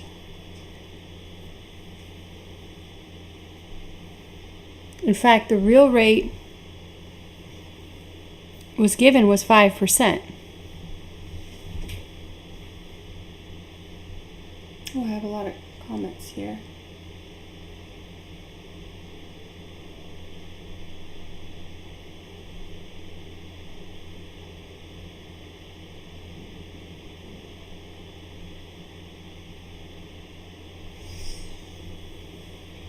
So basically we did this because of the timeline. So let me go back to look at the timeline, what I'm talking about. So what happened with the timeline was I saw a pattern that looked similar to the growing annuity formula, but it was confusing. I needed the first cash flow. You always need the first one for the formula. And then you need the growth rate. But I was looking at this doesn't look like 1 plus G, so I forced it. I forced this to be 1 plus G and then solve for G. That's what I did. Okay, and it turns out that it's a negative because these are going down. The cash flows are not growing. They're declining, but at a steady rate. The steady rate was at a steady 0.9909, almost 1% rate. So I'm going to send you the solution, and you can work with that. Review that, okay? And as I said, you're going to see this again, but I introduced it now as an application of annuities and an exercise in understanding growth or factors or rates of growth. And if you don't feel 100% confident about what I just taught you, it's going to be okay. It's probably the first time you see anything like this. I rocked your world by showing you that the Fisher equation, if you've never seen it before, and how powerful it is that it made our equations add up. Like A and B are always the same as long as you use real dollars and real rates, nominal dollars and nominal rates. Okay. All right, so I'm going to ask you to review that on your own. Right now, I'm going to get into the new material we have. It's 8 o'clock. We have almost 2 hours. I hope it's enough to get most of it done. And then tomorrow, you can bring all your questions to the TA. If you have questions for me, I will talk to you after the class, or we'll arrange to talk tomorrow.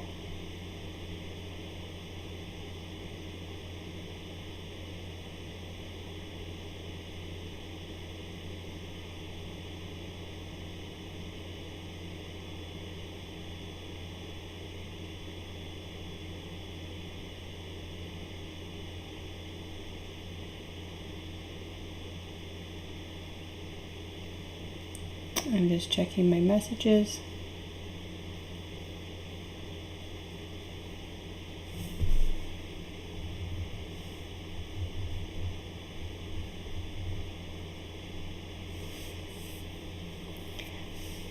All right, so I'm going to save this if anyone ever wants to see that again. Your assignments are due tomorrow by 11:59, so you'll have time with the TA. Some people sent me questions from my finance lab, and I'll respond to those tonight.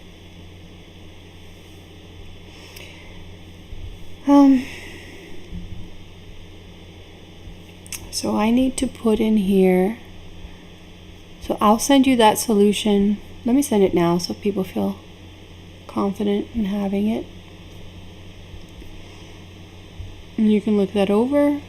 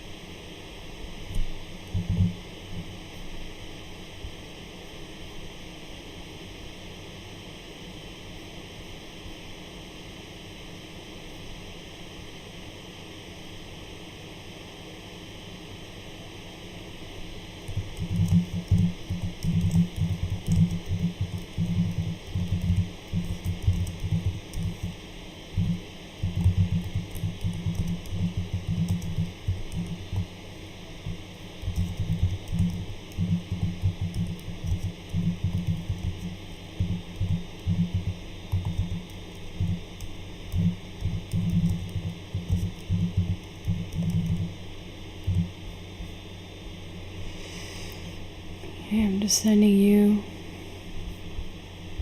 that solution.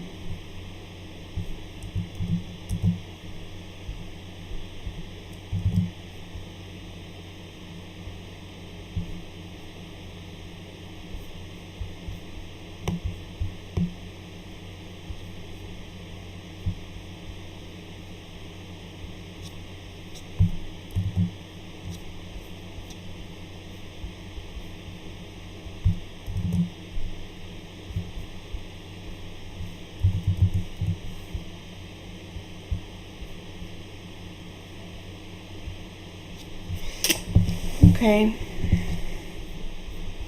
I've done it. And now I'm going to load a unit of module 3.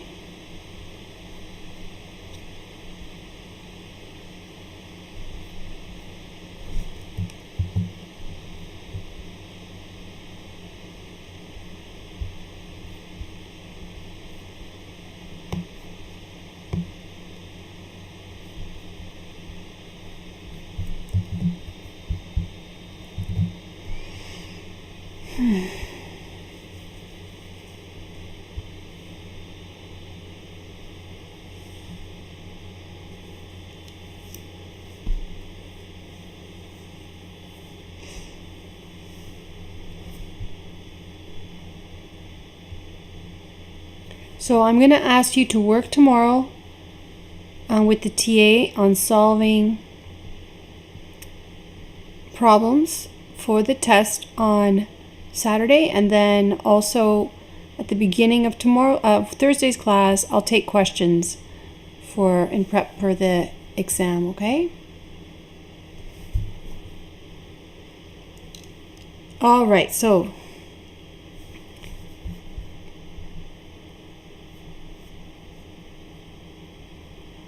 let's see. So about the assignment, you only have to do 10 questions correctly, and there was no way to set that up on MyLab Finance. So all I'm doing is the system records the number of problems you got correct, and then I will send the results to the TA, and the TA will enter them into the grade book, or however it's called, listing in Learn, so you can see your grades there if you can't see them in MyLab Finance. I find it confusing that you can't see them. I'm going to talk to the representative about making your grades visible there.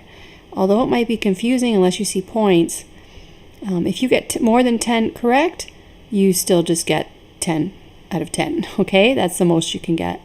But I encourage you to do as many problems as possible, because there's slightly different material there, or there's more material than what I cover in class. I just cover the hard stuff, and I'm hoping you could compensate by doing the problems there and doing the background reading to get at the easy stuff. Yes, after the deadline, you can see the questions. You'll be able to see the questions and the results, the answers. Okay, Spencer says that you can see the number you got correct in the overall score. So it should be fine. Okay, just remember, I'm going to adjust. If you only answer 10, it's going to look like a low percentage, but I will just be grading the number correct to a maximum of 10. You can see the questions, but I don't think you'll be able to submit them or anything, but you should be able to see the questions and the answers after they're due, okay? All right, so let's start the new module. This is going to seem familiar because I'm going to start with NPV. What we're going to learn about are alternative valuation techniques for analyzing investment projects. So we're going to learn these new techniques, and then we're going to get into capital budgeting. So I'll explain what that means as we go by the end of the day here. Okay, so let me just adjust the lighting a bit for myself. It's too bright in here.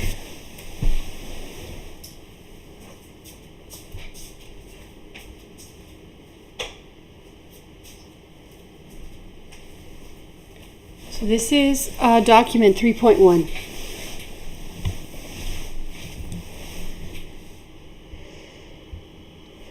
All right, so there's 3 kinds of project analysis.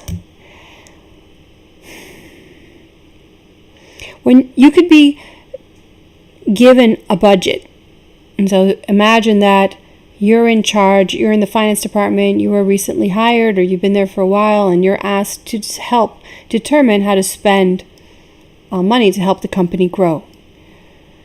Okay, and to grow the business and to grow profits. So you might get a budget, and with that budget, you're going to consider alternative projects like, let's say you franchise. You have a franchise from a fast food company, and so you have a franchise and you're thinking of getting a second franchise. That would be called a project. Okay, or let's say you run or you own a dentist office and you're thinking about buying a new piece of equipment. That's an investment project. This is 3.1.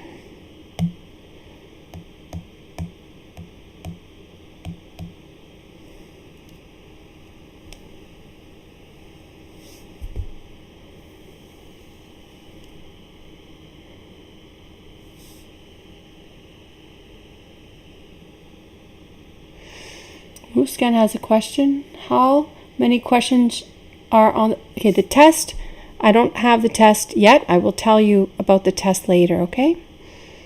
But basically, the review that's known as test prep are similar questions to test questions.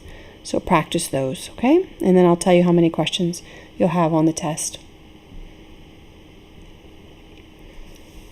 So that I'll tell you Thursday.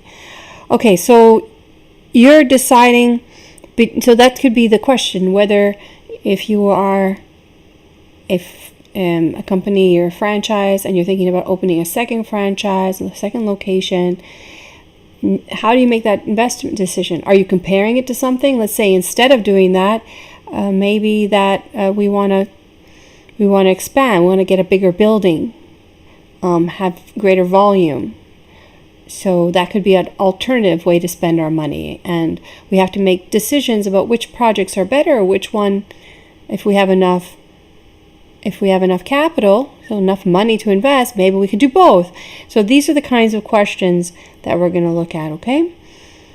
So this is techniques for valuation of alternative capital investments, and there's 3 types of project analysis. One is independent project analysis. That's where I'm just trying to figure out if this project is viable, if it's financially, if it's feasible. The second kind is mutually exclusive projects. So that means you have many projects and you can only afford one, or you're only going to pick one. You only have the capacity to do one of the alternatives. With independent project analysis, it's just to see if you should or you shouldn't conduct a project. You might be able to have more than one project. Capital rationing refers to the situation where you're budget constrained. You don't have money to do all the positive NPV projects, but you could do more than one.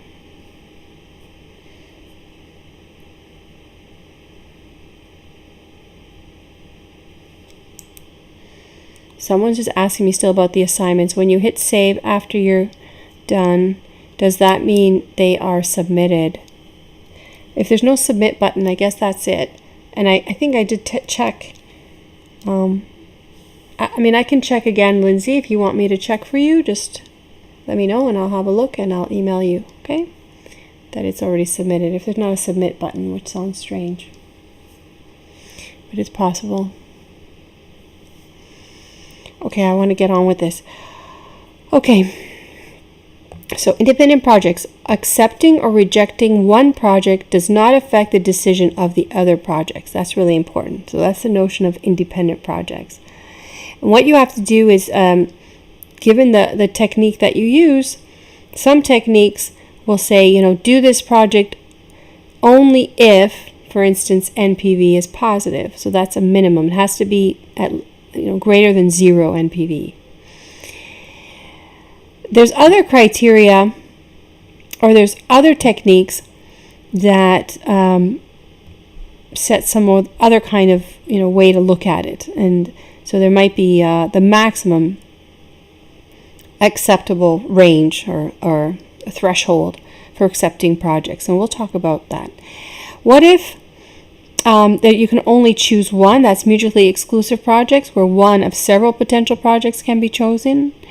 For instance, when you're considering different alternatives to an accounting system, okay, different alternative accounting systems. So you would, in this case, you could rank all the alternatives and select the best one. The way you rank, or what you rank, is what we're going to talk about in alternative valuation techniques.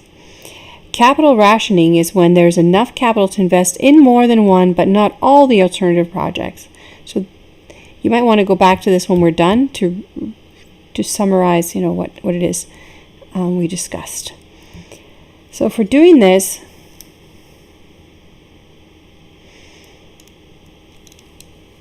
we start with the NPV. The net present value rule is that you accept the project if the NPV is greater than 0, because if that's the case, then it's worth investing, right? It's a profitable investment opportunity.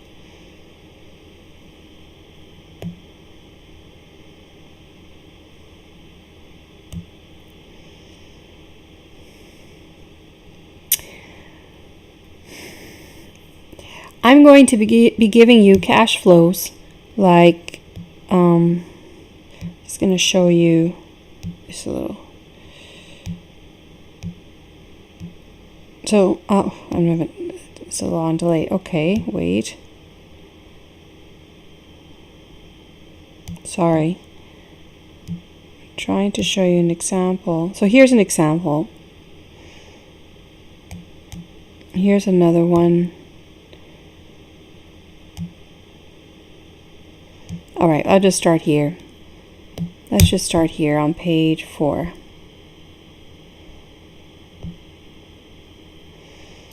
So on page 4, we're going to conduct, and this is what we've done so far with NPV, an independent project analysis.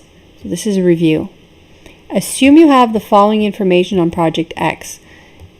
You spend $1,100. You require 10% return on your investment, because if you weren't conducting this investment, you would be investing that capital to earn 10%. You'd be doing something else that would get you 10% per year. So these are the annual cash flows per year. We estimated potential revenues, because we don't have a crystal ball. We'll do our best with looking at past performance and competitors in our sector, and we estimate, given prices and expectations about the economy, we've estimated revenues and expenses in each year to calculate net revenues. So what we're going to use are these values, and we're going to calculate NPV. We all remember how to do that, right?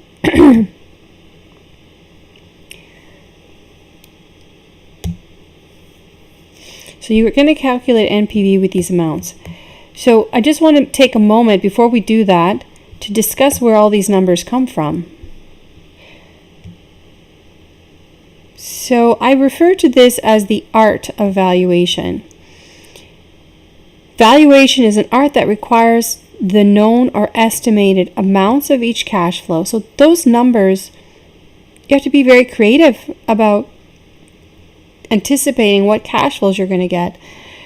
You have to use the appropriate risk-adjusted rate of return. So I'm always going to give it to you until we get into risk and return unit or module. I'm going to give you the required rate of return, or what's called the required rate of return. I will give it to you. The timing of each cash flow is also anticipated, and notice we will continue to assume cash flows at the end of the period unless otherwise given.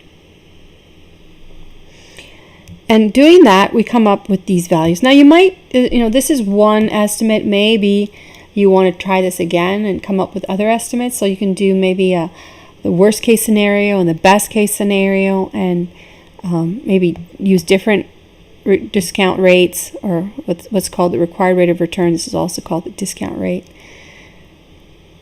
for valuing these returns, dollar returns. So we're just going to go with the one set of returns, and we want to see what the NPV is. So now take out your calculator, remind yourself how to calculate the NPV. And here I'm illustrating what we already understand about discounting All right, so this amount would be discounted 2 periods, this one 3 periods. And so these are smaller because of the time value of money. The NPV,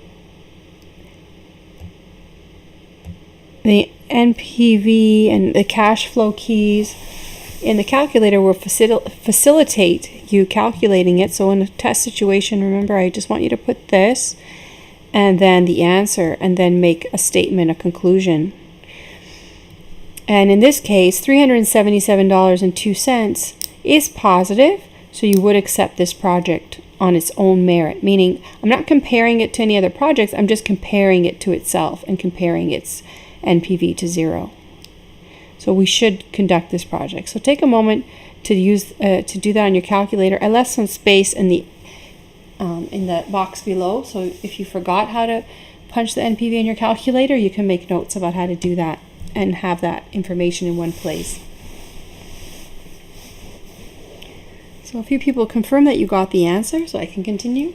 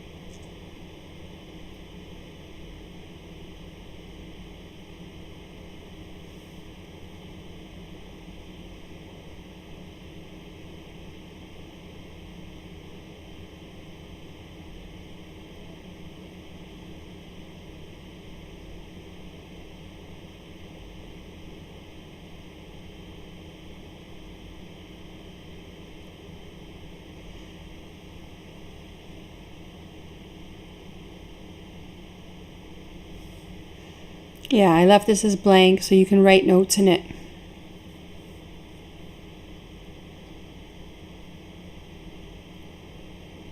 You can write notes about how you punched it in because you know how to punch it in, right? I hope you do. So practice that, make sure you can get it.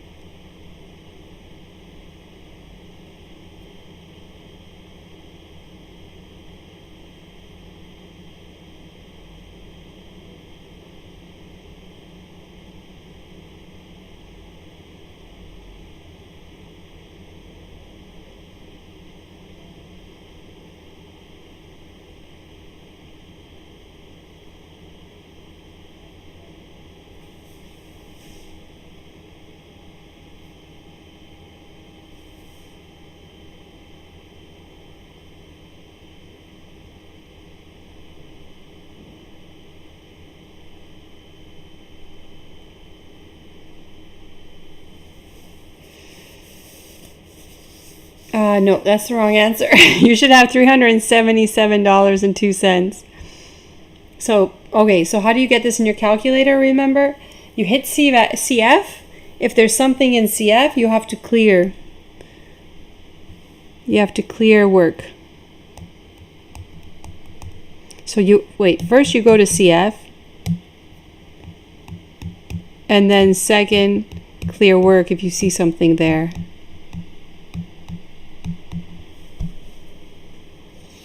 And then you start entering. Negative 1,100. Enter, down, down. 500. Enter, down, down, and so on. Then you hit NPV. You put the interest rate. And then say compute NPV.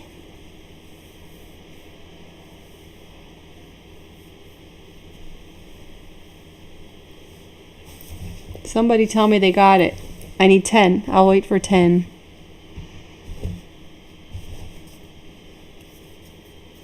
Very good. Al.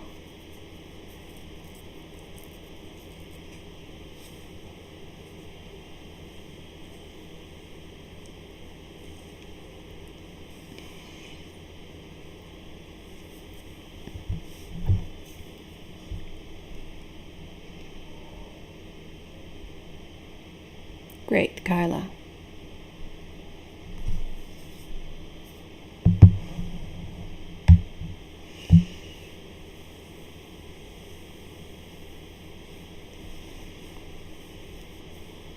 So if you feel overwhelmed with the course, there is a lot of material. It is a condensed format. So hang in there. You know, it's going to end. The bonus of this class is that it does go fast. I mean, it's tough that it goes fast, but it's good in the sense that you manage to finish in 5 weeks. You finish all the material, and then you have a 6 week to study. Just stay close to the TA and me, and we'll get you through. And the other students seem to be helping as well. I don't know if you've managed to form study groups. If you guys want to form study groups, if you want me to share your emails, I'm not sure. Somebody let me know if you're interested in forming a study group.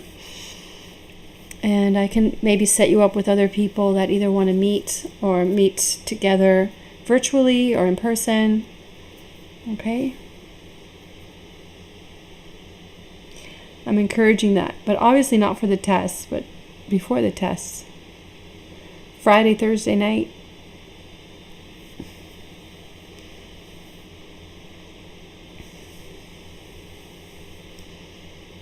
I can just share everybody's emails and you guys can figure it out.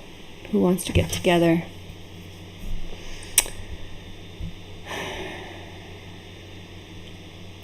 All right.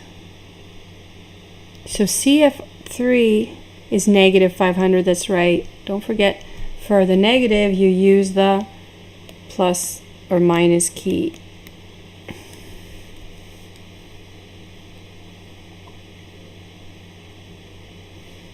There's a line here.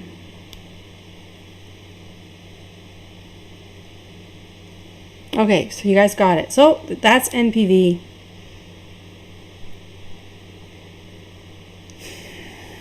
Ready to move on?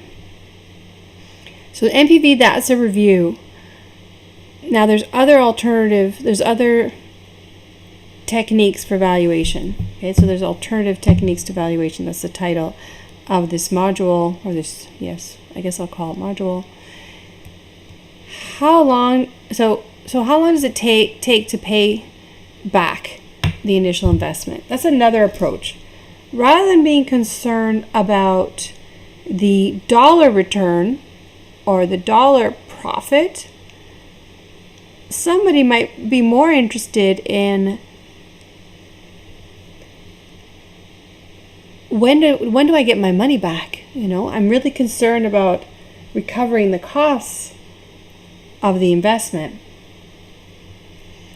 To figure this out, what you are calculating is known as the payback period. And the payback period gives you the number of years to recover the costs of the project. So in this case, if you're going to evaluate a project on its own merit, so deciding whether to reject or accept a project, you're going to have to set a maximum. So where NPV was the minimum, you had to have a minimum of 0.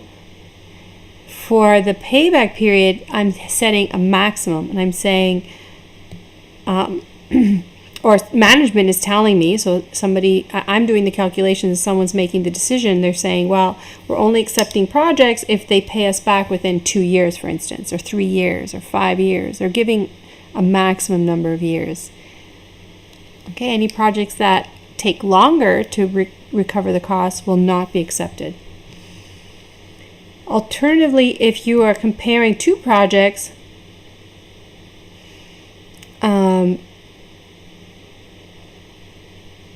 then the one that pays back faster could be the rule. Okay, and so that how they want to compare 2 projects probably would be something like that.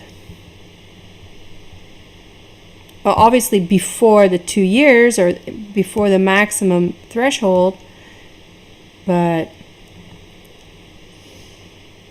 that's going to be determined by management. Okay, so how do I do that? Let's see. Here are some cash flows. So here's another example of cash flow. So this is a project where $1,000 is spent, required rate of return is 10%, and here are the cash flows. So for $1,000, initial outlay. $200 is expected by the end of year 1 in revenues, or net revenues, right?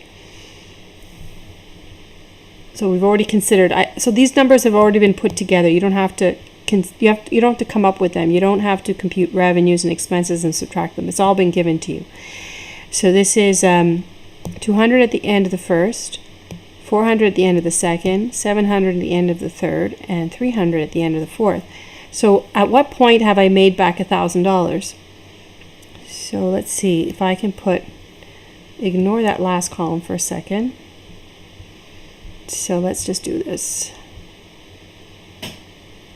So this would be, if you can follow, so this is $600, right?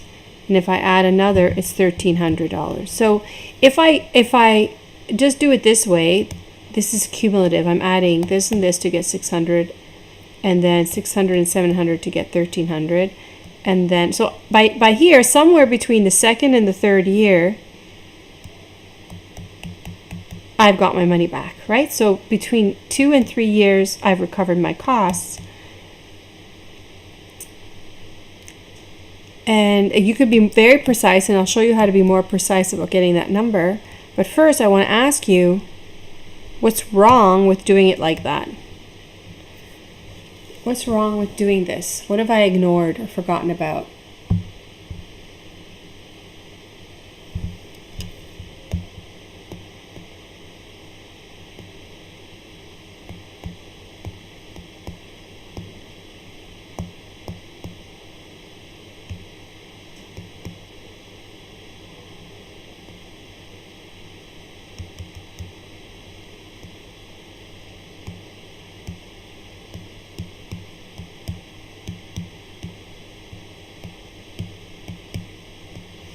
What have I neglected if I just say that's my answer? Or if I do what's called imputation to figure out exactly the time between the second and third year. What's missing? Anybody? It's a 3-letter word or a 3-letter acronym. What have we forgotten about?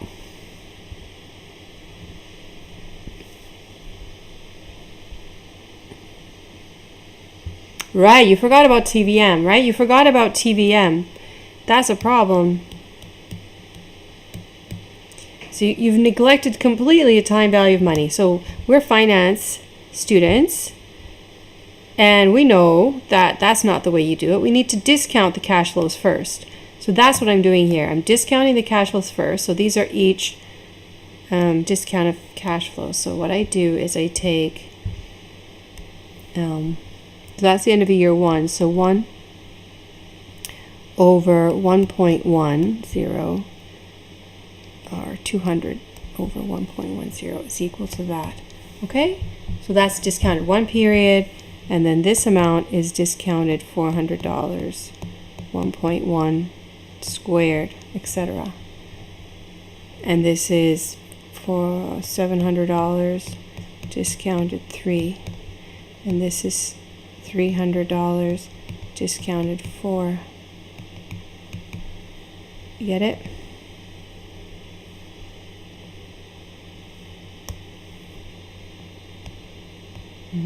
Making this a mess. Let's go.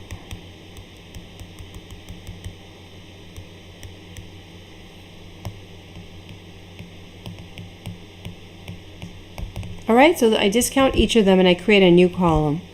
Now with that new column, do what I just did by calculating the cumulative.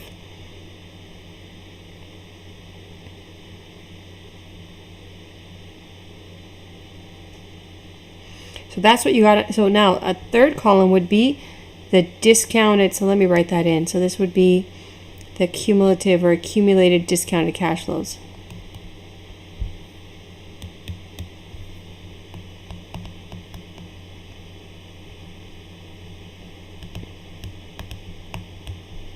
So this would be 182 first year, that's how much we made. And then it would be 513 by adding those two, and then add another 526, and it's 1039. And finally add 205, and it's 1244. All right? So again, we're still in here between the second and third year, but the totals are smaller than I had before. So it's going to have to go more into the third year, or more into, anyway, it's going to be 2 point something, right, before the third year is over. So again, so this is between, that's my between BT.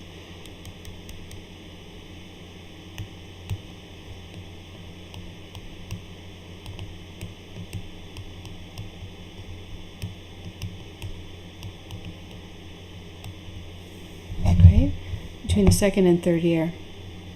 So how do we figure out exactly what it is?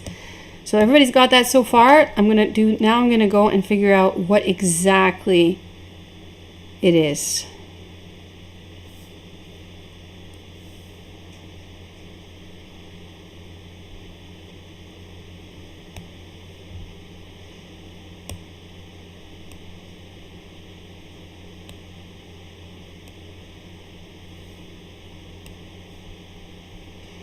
So here are my discounted cash flows from up here. So you can just make it several columns like I did here. But I don't know why I did this, but I put it here. And then I calculated. So what I'm going to do is figure out at what point. The answer is 2.93. So I have to be, like, this is 1,000 close to the end of the year, right? Because that's the end of the year. That's the end of the year amount. So I have to pass through into, so this is the logic. Let me start over. So the logic is that $526 is spent in the third year. It's not spent, sorry, is earned, right? So 513 is already accumulated in net revenues. So that leaves $487 to make 1,000. So I'm going to take the 526 that happens in the third year and spread it out. So I'm going to put it on the denominators because I'm going to say, well, I want out of, like, I'm going to scale it under 526. What fraction of 526 is the amount 47? So I'm spreading it out, and I'm saying at what point in the third year, so before the third year is over, right? At what point does the $1,000 get recovered? So you're going to calculate starting with 2, that's the closest year, without going over. Then you take the remainder up to year 3, that's what that was. It was 1,000 minus the 513 accumulated, and then you divide by the present value cash flow in year 3. Remember, we're working with the present value amounts. So that's going to be 526, and that's how you get this number. So I don't know, students learn very complicated things, but this is basically arithmetic. Or this is known as imputation. And just got to practice it a few times. Have it on your formula sheet, but don't just use that as a security blanket. Make sure you understand how it was computed. I did send you some problems with discounted payback period rule, which is what it's called. And so you can rehearse how you answer these types of questions. But there it is. So this was discounted payback period. You could also do the same thing, use the same formula for the payback period. So not discounting, but that's not so meaningful, right? Because we're finance students, soon to be finance grads, and we know that we're ignoring the time value of money without the discounting consideration. However, some people might just want to use the straight cash flows because they're just getting a rough estimate. Notice, even though precisely the answers would be different, if I did the imputation for this set of cash flows, it would be not as close to 3 as it is with discounted cash flows. It would happen sooner, right? We pay back sooner because the amounts are larger between here and here. But people might just use these because they don't have a calculator and they just want a rough idea. And in terms of rough idea, you get the same answer, right? Between 2 and 3 years. So if management, if your superiors said, well, we're only going to take projects that recover costs in 2 years, then either approach would give you the same answer. If they said we're only accepting projects that recover in 3 years, then you would reject both projects. You would reject the project using either approach. No discounting or discounting. All right, so what you've learned so far, we did a review of NPV and calculated net present value, calculating a dollar amount using the basic time value of money understanding, and said we will only accept projects with an NPV greater than 0. And here we introduced the idea of the payback period and estimated using years. So NPV dollars, payback period years. So what's the disadvantage of the payback period rule? Well, two major problems or issues. Well, one would be that coming up with the year, the cutoff. Okay, well, we're only going to take projects that pay us back in 2, or only pay us back in 3, or pay us back in. Where do these numbers come from? Where do they come from? They just come from previous experience or some constraints, concerns for the viability of the business, other projects. Need to use the funds for other things. So it's kind of arbitrary. It's subjective, and it's subjective, right? Different management teams would come up with different criteria. So anyway, that's a restriction. What is the right criteria to set? It's a little vague. Another problem with the discounted payback period rule or payback period rule is that, notice we didn't even talk about these cash flows. I didn't even use those for my calculation. I was only focused on the earlier cash flows. But what if later cash flows prove to be really high relative to the other ones? Like maybe if we just stick around with the project, we have high returns, dollar returns coming, and that's been completely ignored. On the other hand, NPV uses all of the numbers. Someone's asking me, Kyla's asking me, will the remainder up to year 3 always be the closest year plus 1? Not plus 1, but the closest year plus the remainder. Where do you see 1? It doesn't have to be 2. It just happens to be 2 because it's 2 and something, right? Because we passed 2 and we go into the third. So that's why you do 2 plus this. I hope I answered your question.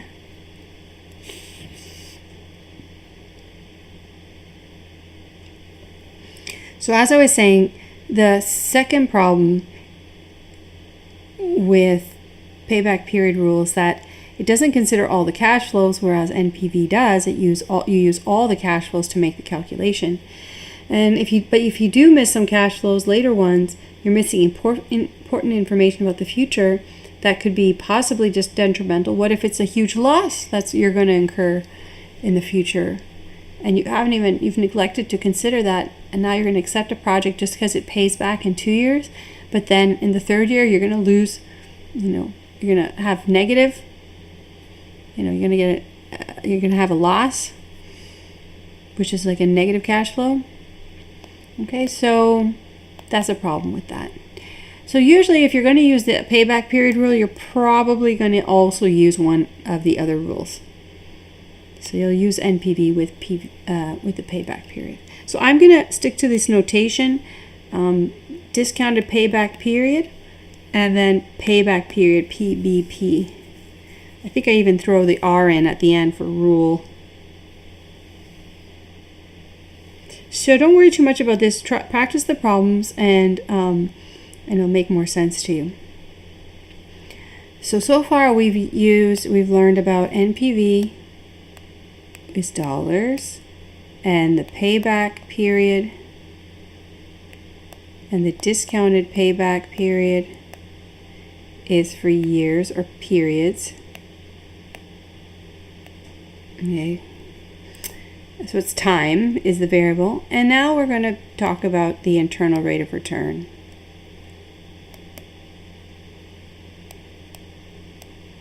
Now IRR is a percentage. The internal rate of return. I'm going to skip the first slide of the discussion and go to the next one, and then I'll go back. So I'm going to demonstrate first what it is before I start talking about it. Here is a new project. The initial outlay is $2,200, and these are the anticipated returns and their timing, end of period. We call this an investment project because the first cash flow is a negative and subsequent cash flows are positives. Okay, that's really important, and I will reiterate that. I'll say that again. So the first one's a negative and the rest are positive. That's known as an investment project. Pretty standard. The internal rate of return is the rate that satisfies this expression. What is this? This is NPV. So in other words, where the NPV is 0 is where we find the internal rate of return. And what it gives us is an idea of the break-even rate for the project. So this project will break even. So we'll get our money back. We're not going to get more, but we're going to get our investment back. We're going to recover our costs at this discount rate. So in a way, indirectly, it's giving us the return, the rate of return for the project. And I'll tell you how to use it. So first, let's discuss it a bit. You could write it like this, or you could write it like this. And you see, this one is positive, and these ones are all positive on the other side, or this one is negative relative to these positives. So I put it here to show you that what we have to do is pick, or the calculator is going to do this for us, it's going to find the rate of return that makes these numbers 2,200. Now, can you solve this algebraically? Can you isolate IRR on one side? Can you do this yourself without your calculator?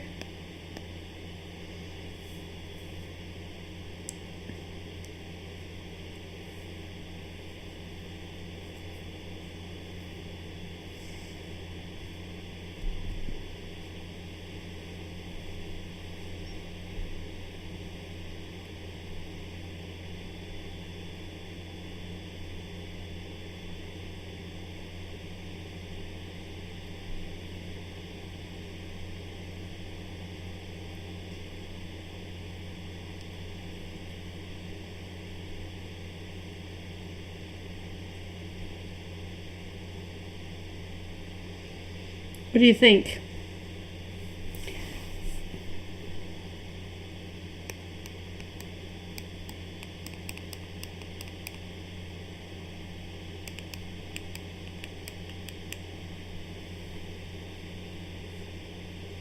Can you isolate IRR on the left?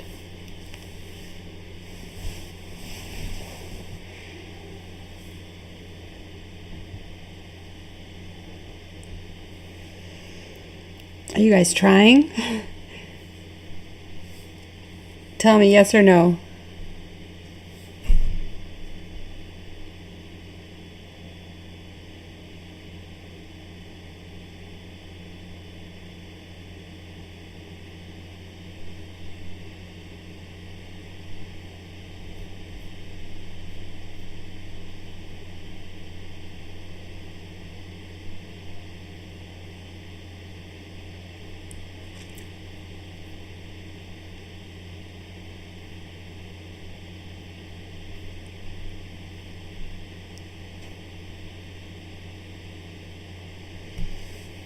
No comments? Well, you can't, okay? So you cannot isolate IRR on one side. Algebraically, it's not possible. Even the calculator doesn't have a formula It has a iteration that it performs. You think you can solve IRR isolating L? You cannot. You can't get IRR on the side by itself. What you can do is use your calculator. And so people who bought the HP are going to see the benefits shortly. You're going to see your money's worth. And the others will have to learn a technique known as, well, I'll teach that. So what's going to happen first is I want to teach you how to compute IRR in your calculator. Enter these values, so make notes in that space. Enter these values as though you were going to calculate the NPV.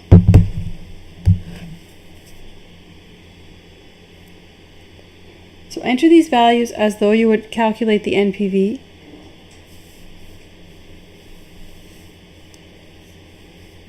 And then rather than ask for NPV, ask for the IRR.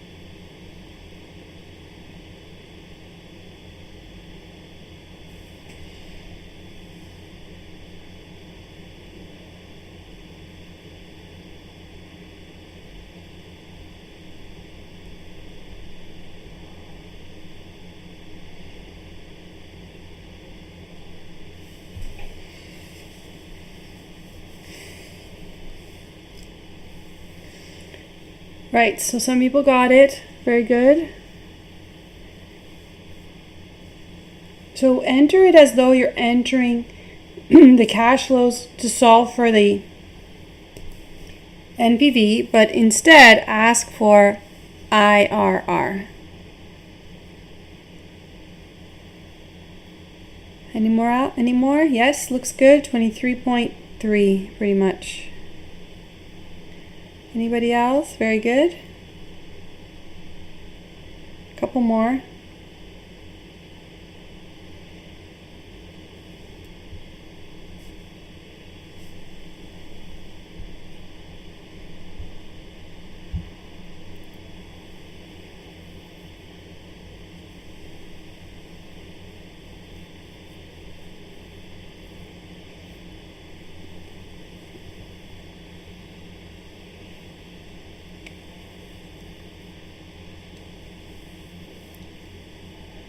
Very good.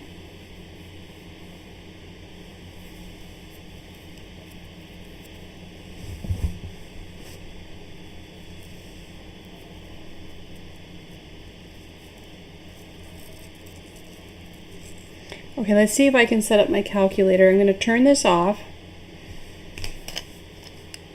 I'm going to turn off, oh, actually, I'll just, let's see. It's still programmed in there.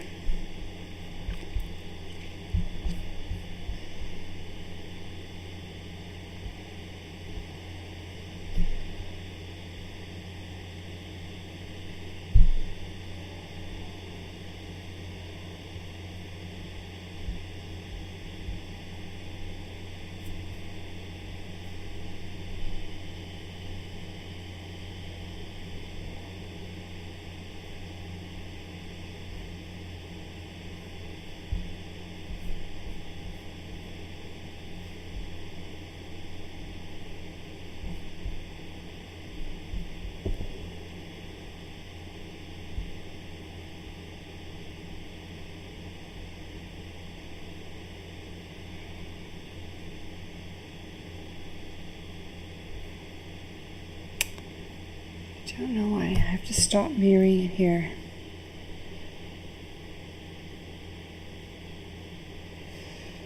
All right. Now you can see it.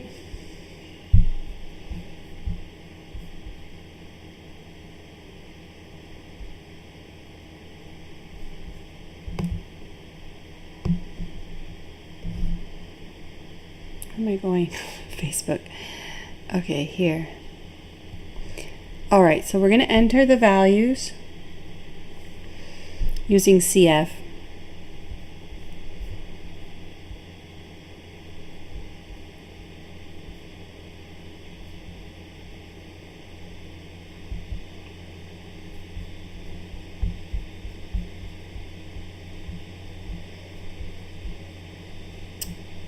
So I'm going to enter 2200 negative, enter down, and then 800, enter down, down, 2 downs, because it's frequency 1. 900, enter down, down, 500, enter down, down, and 1600, enter down, down. Ready? I'm going to ask now for IRR. So there's nothing there, but I say compute. And there it is. Questions?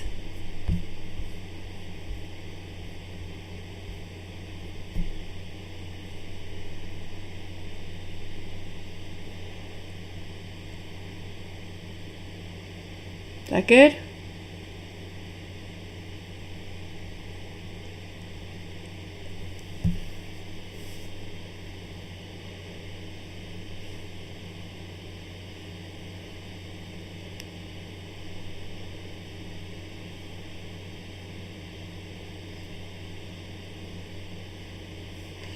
No problem.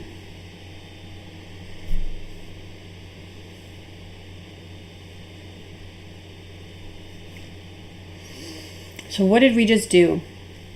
We found, so here's that graph, and you know, some people like graphs, some people don't like graphs. I have to admit, I was not a fan of graphs when I was younger, but have since understood them better. I'm not too sure what to say, but they're just another way of summarizing all the numbers. You just have to identify where the numbers are. So here we have, on this axis, you have the discount rate. So that's what's on this axis. So these are different rates of return. And on this, the NPV. So putting in different values for the IRR will give you a different NPV, right? So going back here, if I put, so if you notice, let's look at it here. This is the best way, I think. So if I make the internal rate of return go higher, what happens? If the bottom goes up, the overall number goes down, right? You see what I mean? So when the denominator goes higher, the overall number goes down, and that will happen across the board. So if this goes higher, this goes down, down, down, and these positives will be less powerful or less potent. Oh, you cannot see that, can you? Let me turn. I have to do something here. Let me. I'll say that again. I have to turn that off, and that off, and that off. And that on there. Better? And I will undo what I did. So what I was saying is,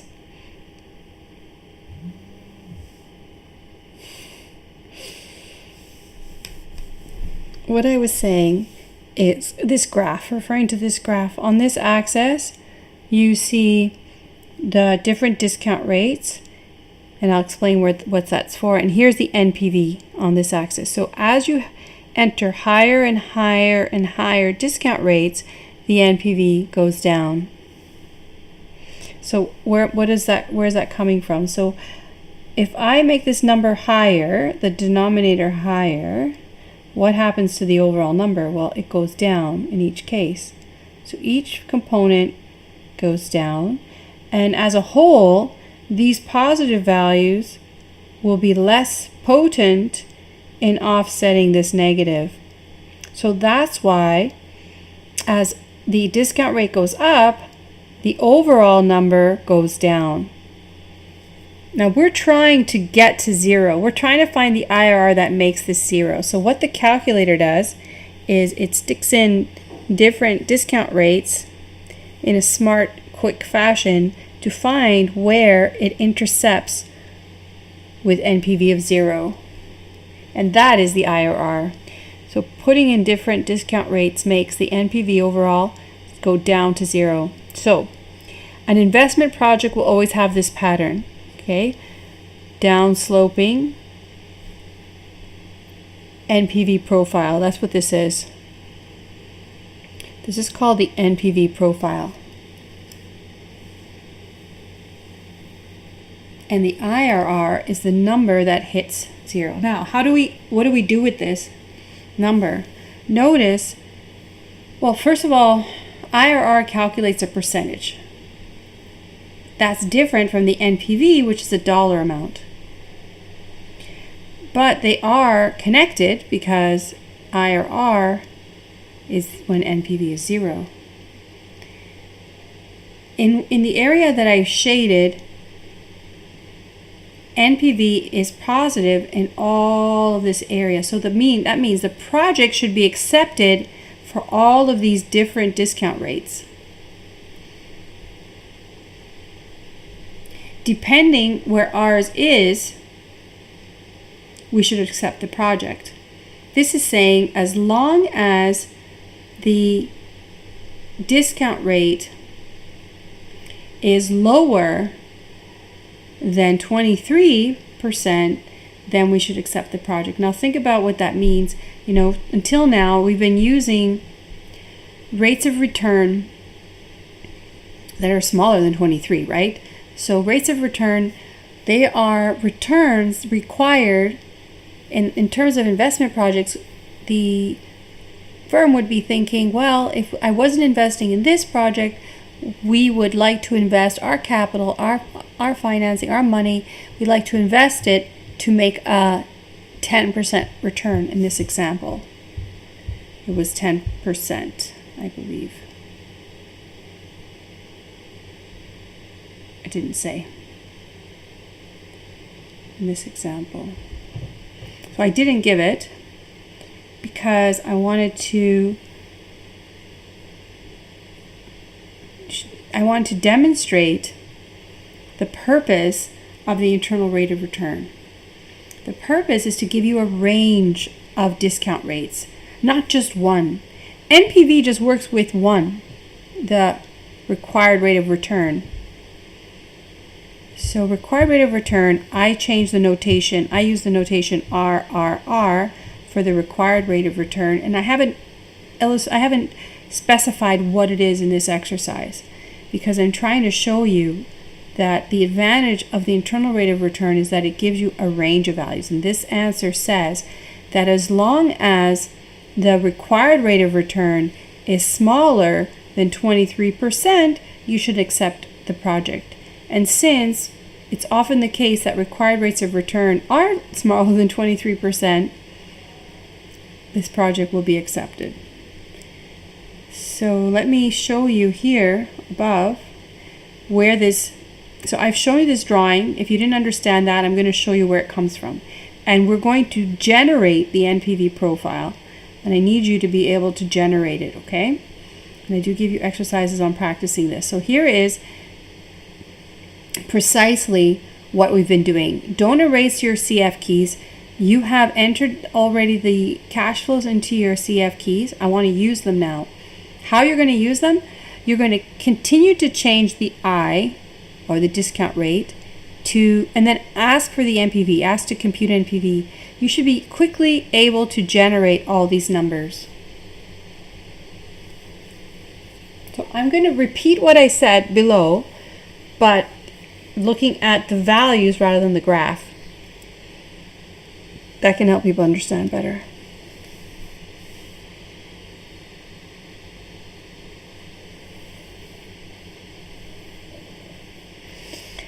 So enter in, so you hit I. You want me to show you again? I just have to remember to turn everything off.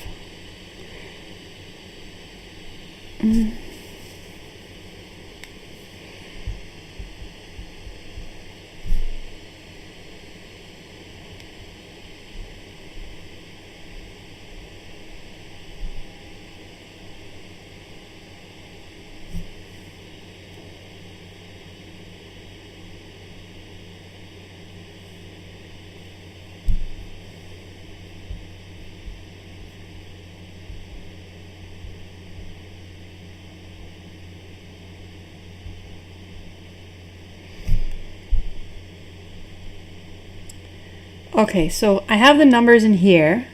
Now I just want to get the NPV. And now hitting NPV, I enter in 0 as my interest rate. Enter down, and now I compute. That's how I got that number. Can you do that? For the next one, all I've got to do is put in, what's the next value? The next value for the profile is 5. So I put in, I hit NPV and I put 5, enter down, and ask to compute again. And that's how I get the next value. Hitting NPV again, I enter 10, enter down, and then I hit compute again and I get the next value. So generate the whole profile. It's very quickly done, and it's worth it. It's worth your time because it generates that graph below.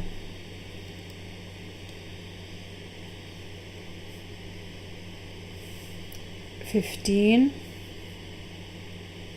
NPV, 15, enter down, compute. That's the next one. NPV 20, enter down, compute. That's the next one.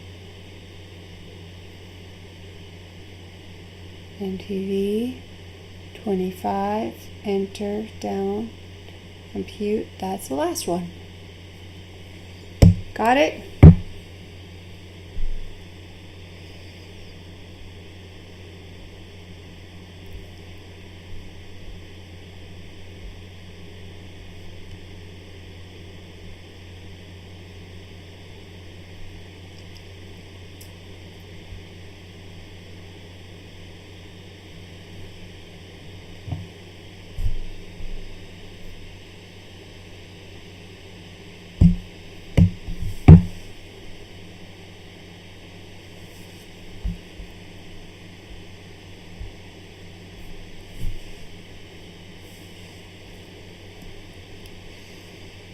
And there you go.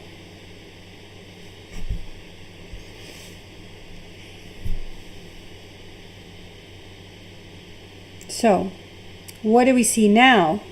So we've generated the NPV profile with numbers, not just the graph, but you could graph it. You could use these numbers to graph the NPV profile below.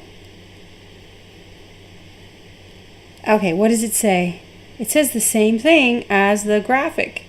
It shows you that NPV is 0 in here. So between 20 and 25% is the NPV. So what the calculator would do is iterate using halfway. Maybe it'll enter this number and check if it's a positive or negative. If it's so you're going to go halfway. If it's a negative, then you've gone beyond the IRR, right? You're already in the negatives. So you've got to go closer to 20. If it's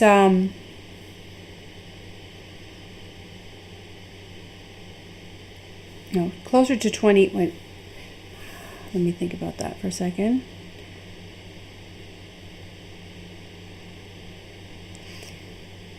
So let's say, let's do this. So I'm going to expand the profile and say 22.5, and let's put it in. Let's just do that. So if you put in 22.5, what do you get?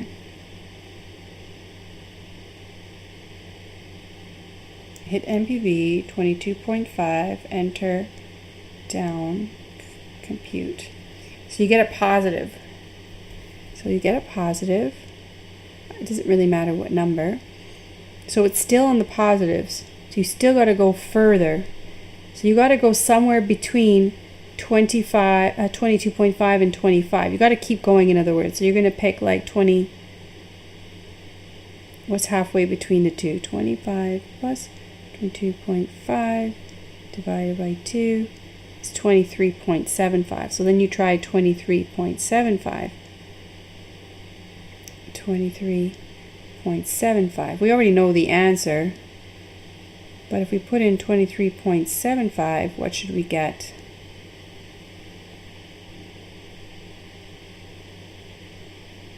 You get a negative. So that's why it's somewhere between 22 and 23.75. And it turns out that the answer is 23.3. So the calculator keeps on going halfway between to get closer and closer and closer to 0.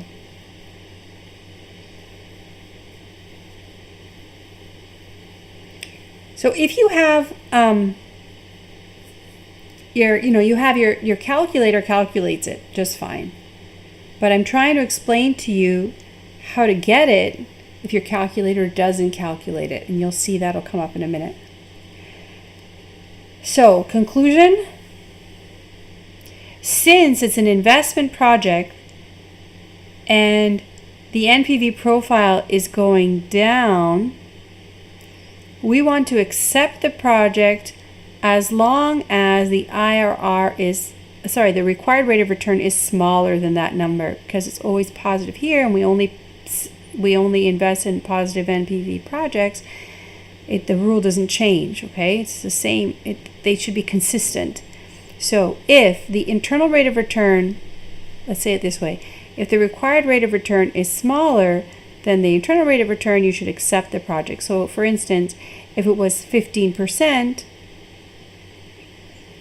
then you should accept the project, because as long as it's smaller than 23, you should go for it. So basically, the project returns 23.3%, and you only required 15, so you should do it. However, if your requirement was 25%, you should reject the project because it's not high enough as required. All right, so that's for an investment type project. Now there's a different kind of project known as a finance project. In a finance project, here is the pattern of cash flows. The first one is 4,000, and the next are negatives. That's known as a finance project. It means that you acquire the funds up front, and then you expense the funds. You either have to pay back the money or deliver the product or deliver the project, okay? However it is.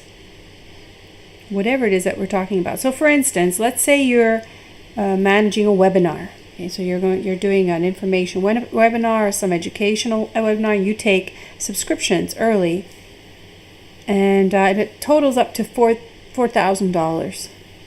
And then over the years, you offer the services of your webinar company, and end of year cash flows, whether these are just like accumulated and you accumulate the value at the end of the year. You put it here, and then basically use up all the funds. Pay yourself. You could be paying yourself in there somewhere, or your staff to deliver the webinars. Okay, spending money, operating costs, all of that goes in here. All right, so this is the finance project example. Now here are the cash flows. Sorry, here is the NPV. The NPV will look like this. It looks very familiar, but the first one is a positive and the next are a negative. Now what happens? As you increase the internal rate of return, these terms go down. That's no different than what we just discussed. However, these are negatives. So because they're negatives and you start with a positive, the positive will be stronger and stronger and stronger the higher the internal rate of return. So what happens is this pattern. So a finance project is always increasing, okay? And it will cross at one point. So there's one internal rate of return there. How do we interpret this?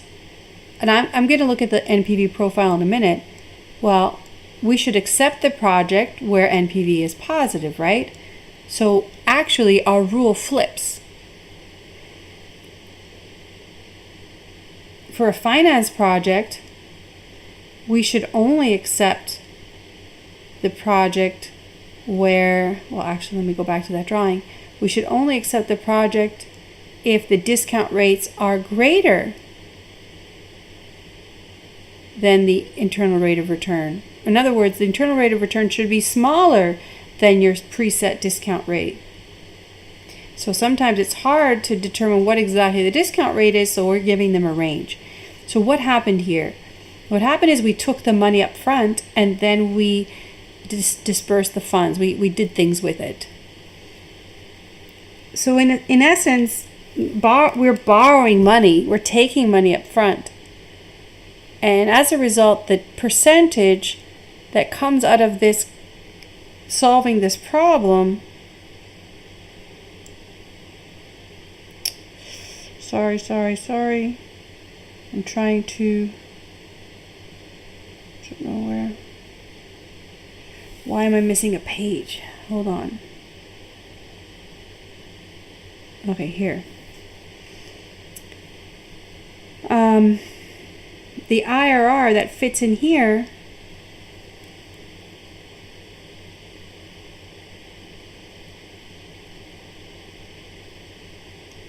is, we perceive it as a borrowing rate, okay? And when you have a borrowing rate, you want to borrow at a low rate, correct? So we should accept the project as long as the return, the internal rate of return is smaller than the required rate of return. So what happens numerically to get that graph? Here is the profile. If you enter those new cash flows, let's do that. Let's enter these cash flows and solve for the IRR, and then we'll get the NPV profile together. So let's put those in. Let's do that first.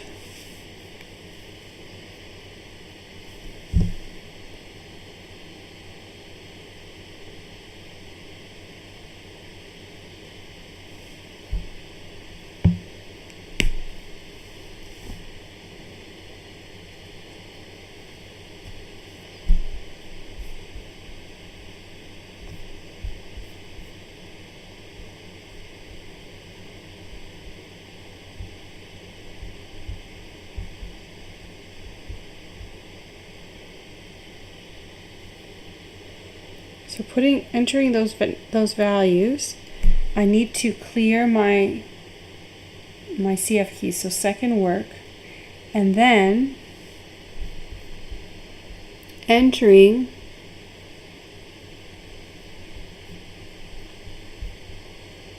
the values 4,000, enter down, and now negatives, 1,200, negative, enter down, 800 negative, enter down,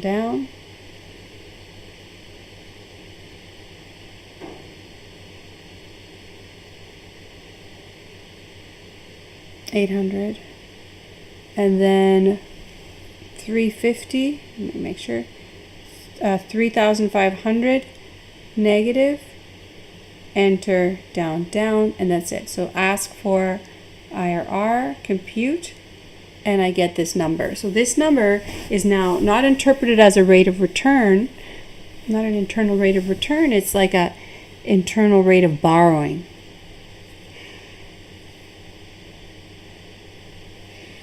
So it's showing me the rate of borrowing that is, it's 14%, and I want that to be low. relative to my discount rate. So it's the opposite rule. So if it's a finance project, the rule is opposite.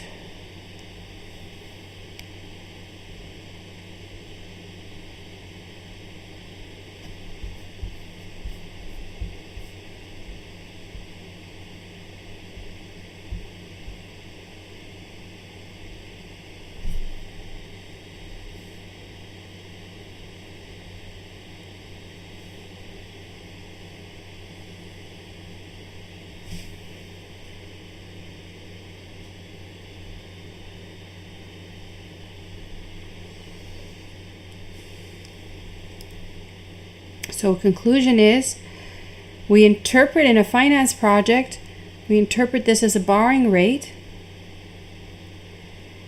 We accept the project as long as the internal rate of return is lower than the required rate of return. So, in other words, for rates, discount rates higher than IRR, you should conduct the project. So the required rate of return is stipulating that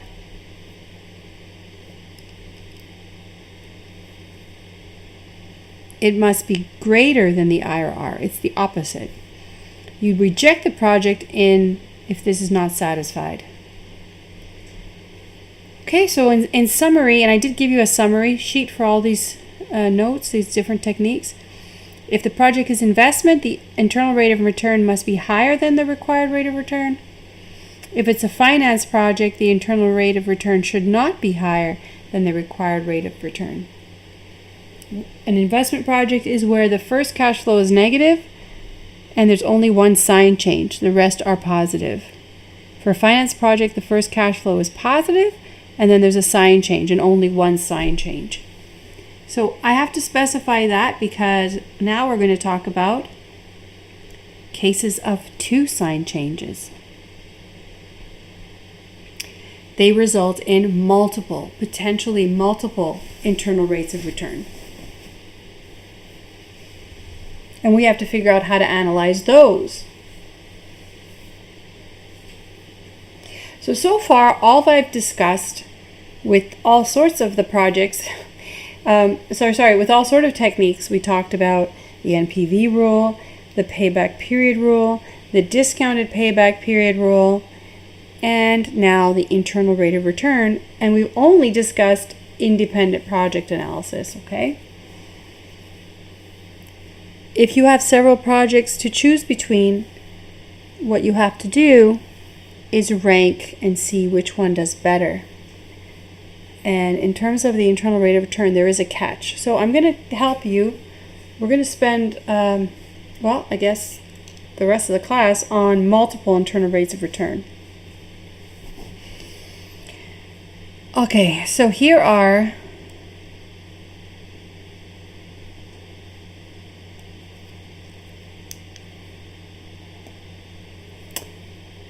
an example. So here I put all the cash flows together. The first one is a negative.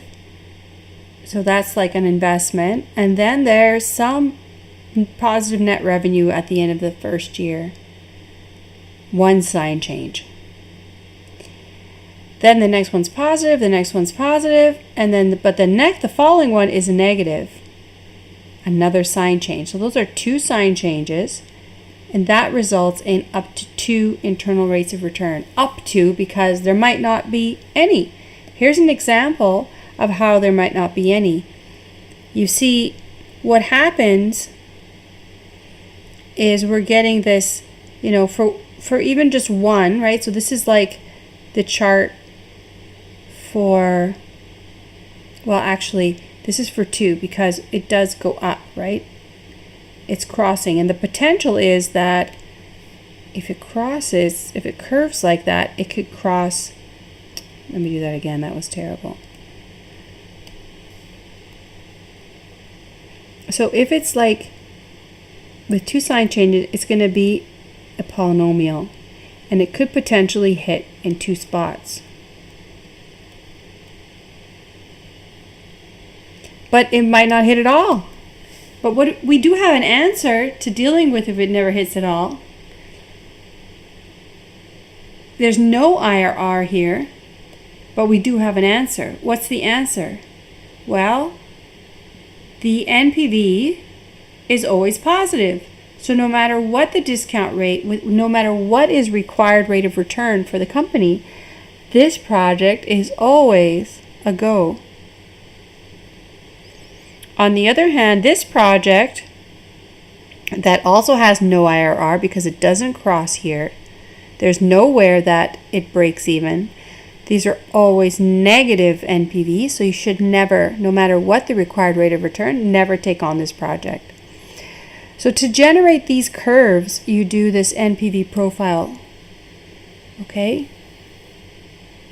So we have to practice entering that to calculate into the calculator. Now, we'll cover that now. So, when you have no internal rates of return, you just have to check the NPV profile to see if it's all positive or all negative, because your calculator will give error.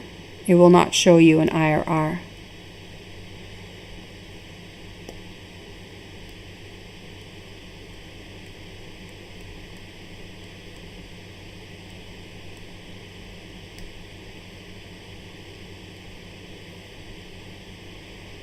That says error in calculator. Okay, so let's enter these cash flows into our calculator. So clear work from your calculator. And let's find out how to deal with this using the NPV profile.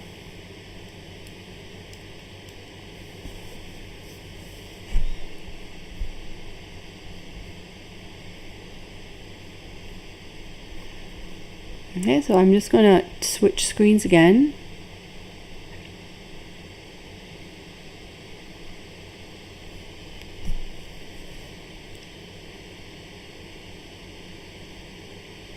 I just can't have two mirroring at the same time for some reason. It just does not work.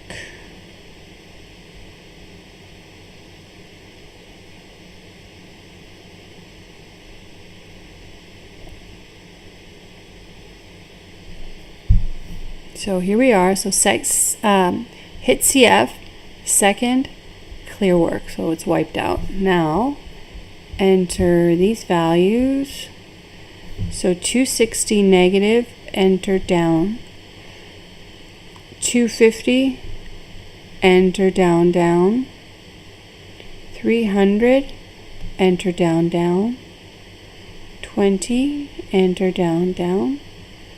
340, negative, enter down, down.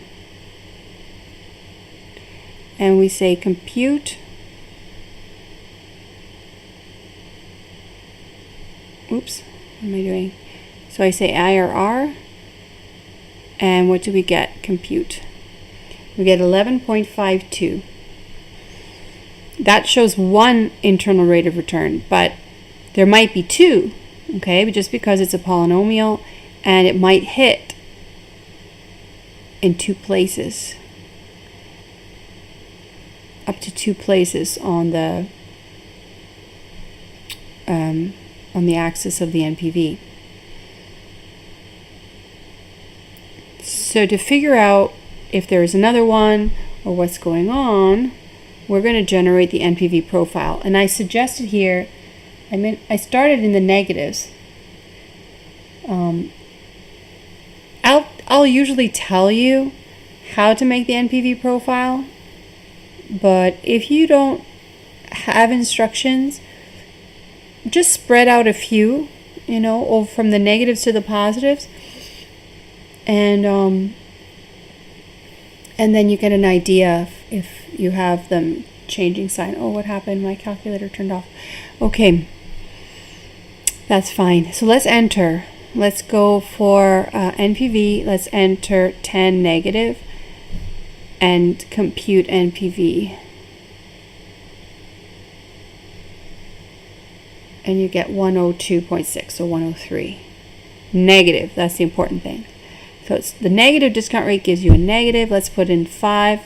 So let's go back to NPV. Let's enter 5 negative, enter, down, and compute. So that's the negative 59. And then we're going to hit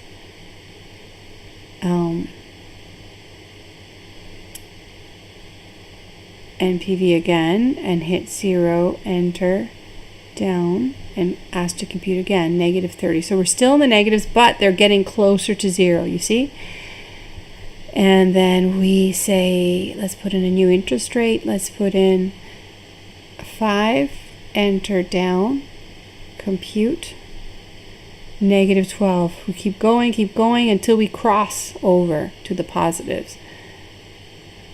So I just put in 5, let's put in 10.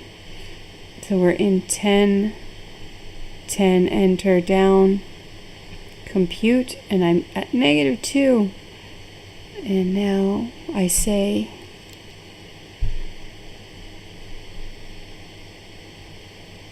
$15, enter, down, compute, and I'm in the positive. So between 10 and 15, there's a NPV, an internal rate of return, because it crossed from a negative 2 to a 3, so from negative to positive. Let's keep going to look for the other one. So we've got the one we already know about.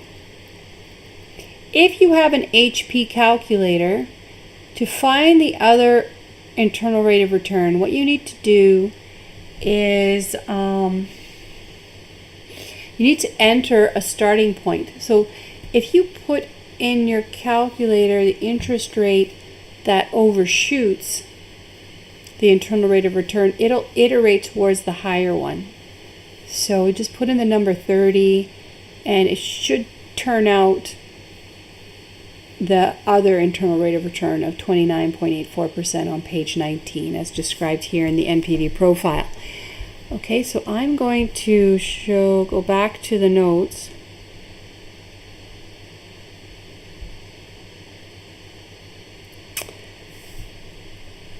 And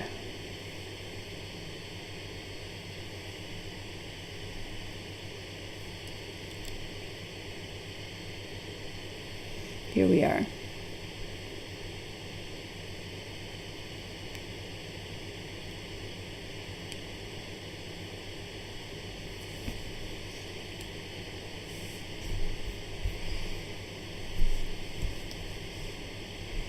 So we got this one. We've got this one. Keep on entering to generate that there's another one between 25 and 30, and it turns out to be 29.84. So if you do not have an HP calculator, you have to do it like this, okay? You have to show me the NPV profile. Well, even if you have an HP, I will ask you for the NPV profile, and you need to show it. You need to demonstrate this value, that you can calculate this value.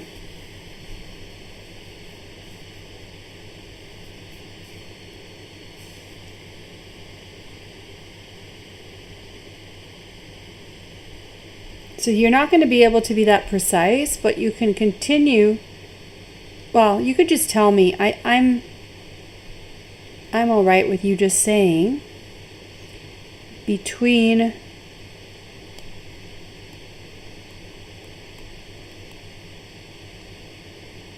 $25 and $30 is the second IRR.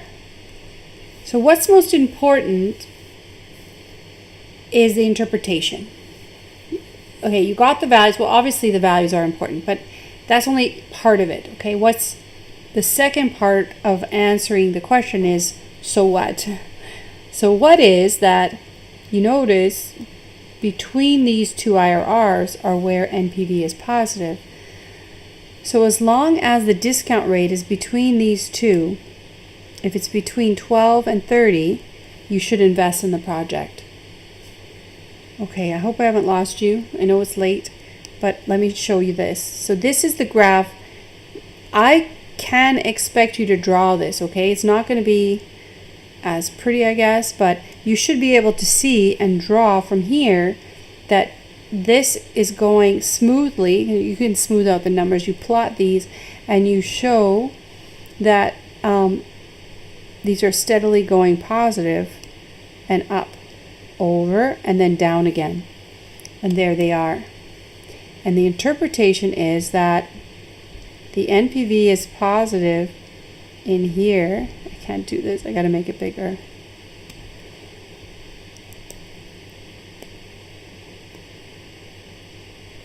So that's between 11, or like you say, around it to 12%, between 12 and about 30% you should invest in the project. All other cases of discount rate, you should reject the project. So again, internal rate of return gives a range of values for accepting the project. In this case, accept the project as long as the discount rate or the required rate of return is between these two.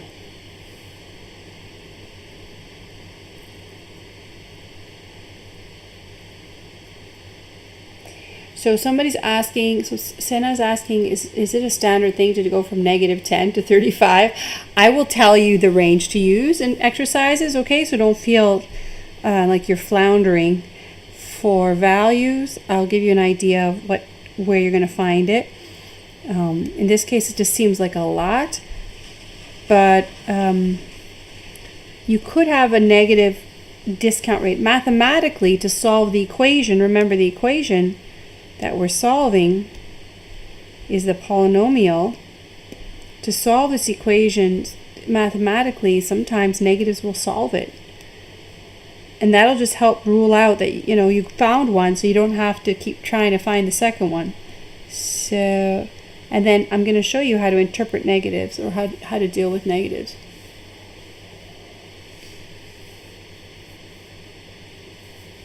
So the question is, in the TIBA2 Plus, will the IRR calculated with the calculator always be the first one? I don't know if it will always be the first one, but you'll get one of them. You will get one of them. Like, I mean, in terms of first one, like the smaller value, yeah, I don't know. I'll have to pay more attention to if that happens.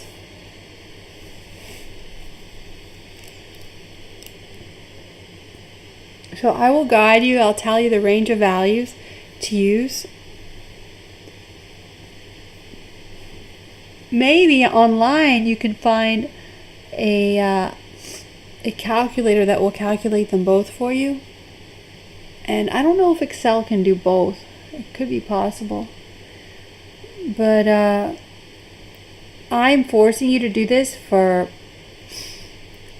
pedagogical reasons. Like, this is a good learning exercise to realize how to find it yourself. But if for efficiency, if you really want to find it quickly, just get the right calculator. The calculating power of an HP will get it exact for you.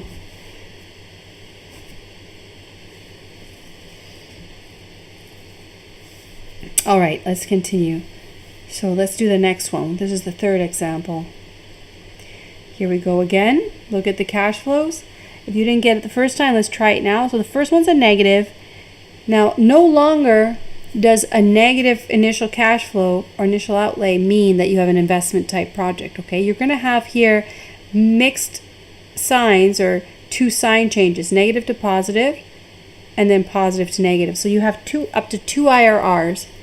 So now you interpret it as we have for the multiple IRR situation, okay? You do not count on this being an investment project just because the first one's a negative, okay? So let's look at this. All right, so I left it wide open. I left it wide open for you to do this.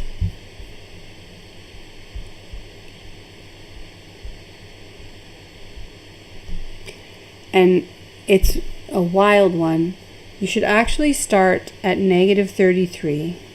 -30. And what you should do is just go by broad jumps, just to narrow down where these are. So say -30, And then, well, let's put them, so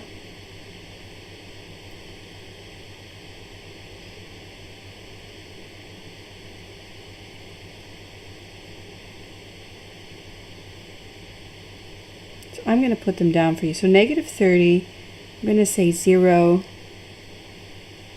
and then 30, and then 60, 70, and 80. Okay, so just try those and generate the NPV profile yourself.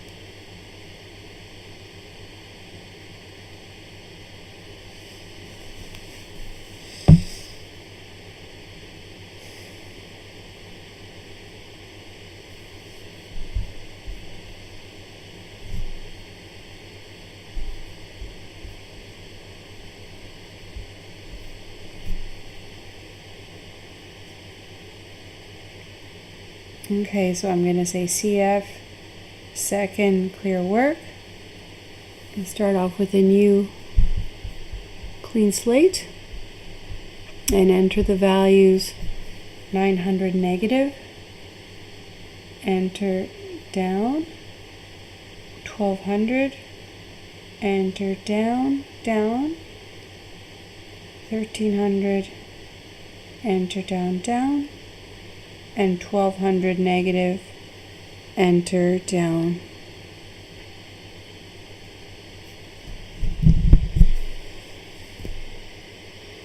Down. And now I'm going to put in interest rate, discount rate of negative 30. Oops. And compute. And I get negative 31.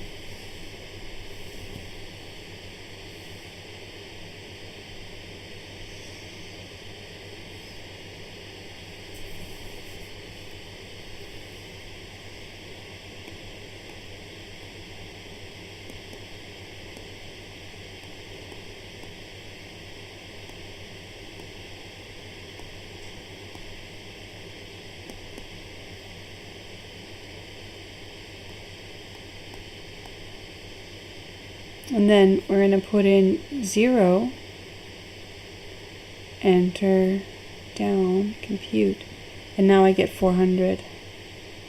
So that means that it crossed at NPV equals 0 and here somewhere.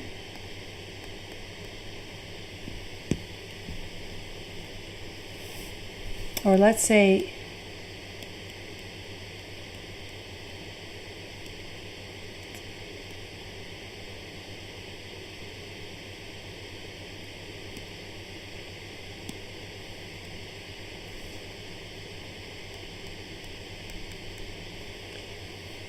and then if you keep going,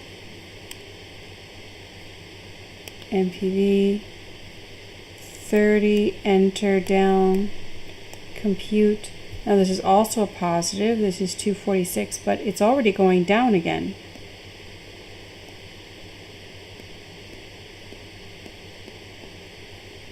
right? So it went up and now it's going down, so that's a lower number. And then you hit 60, enter down, compute. So that's 64. Going down, back towards 0. And finally, almost finally, 70. Enter down, compute. And that's 11. And just one more. It's going to cross again. Enter 80. Enter down, compute. It's a negative. There you go. So it's a weird one. Negative 37.86. And that means that here is another one where NPV is 0, in here somewhere. So between 70 and 80, and between negative 30 and 10, and 0. So what you can do is go halfway between, and then iterate towards NPV of 0. So I'm going to put back this screen.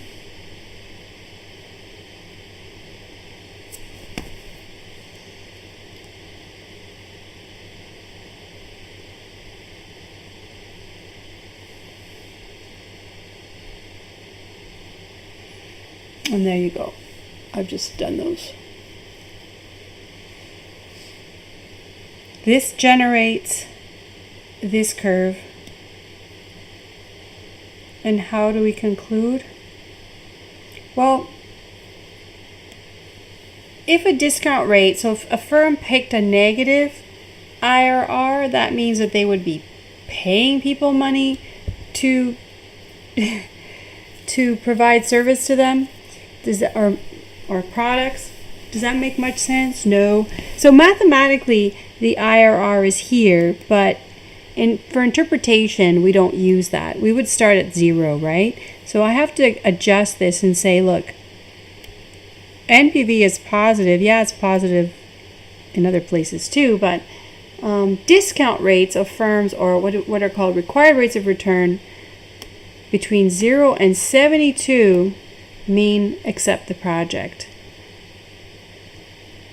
And probably a firm will have a discount rate between that range, so it's a feasible project. It's much like this situation over here where the NPV is always positive no matter what the discount rate is. So you accept the project.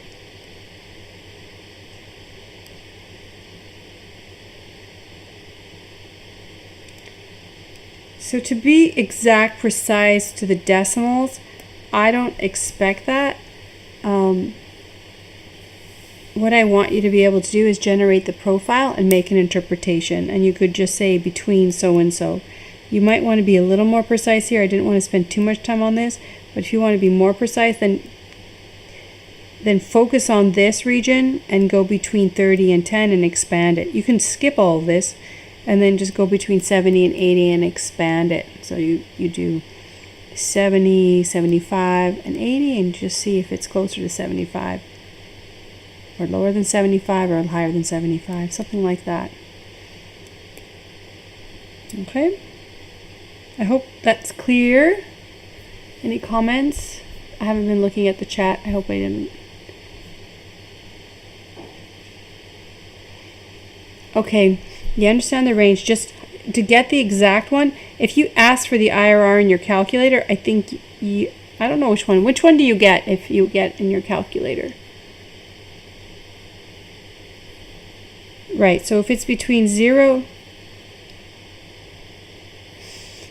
if your discount rate, you're not going to, firms will not have a negative discount rate. It doesn't make much sense.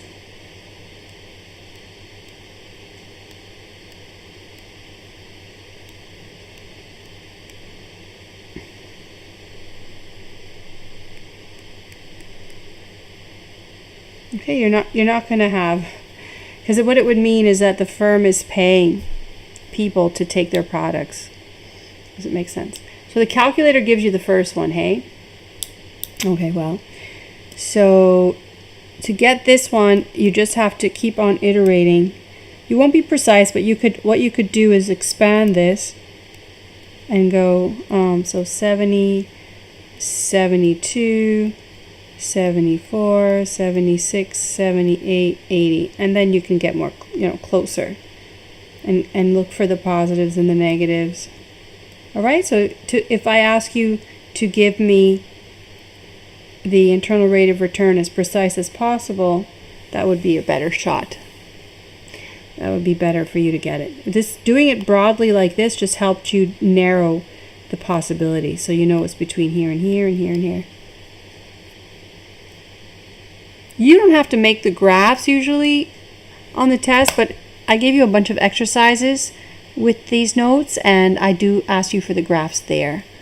In the test, I think actually, I've asked for the graphs, but they don't have to be gorgeous graphs. They just, so just you can actually see the graph here. You can just practice putting those on a graph.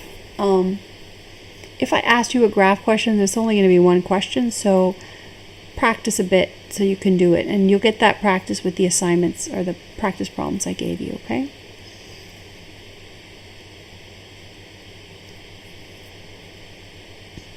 If you can interpret the result from here, you should be able to interpret. These are all positive, right? That's the most important thing, that you know how to interpret, either from the profile or from the graph. Sometimes they might ask you to draw it, but you should be able to interpret it from here, what to do. If I ask you for the graph, you got to draw it though. All right. Next, one more example.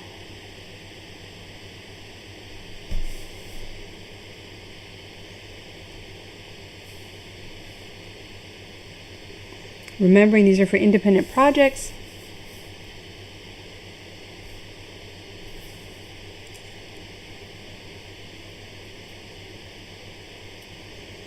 So for this one, these are the cash flows. Again, positive to negative and then negative to positive. That means there's up to 2 IRRs because there's 2 sign changes. If there were 3 sign changes, there would be up to 3.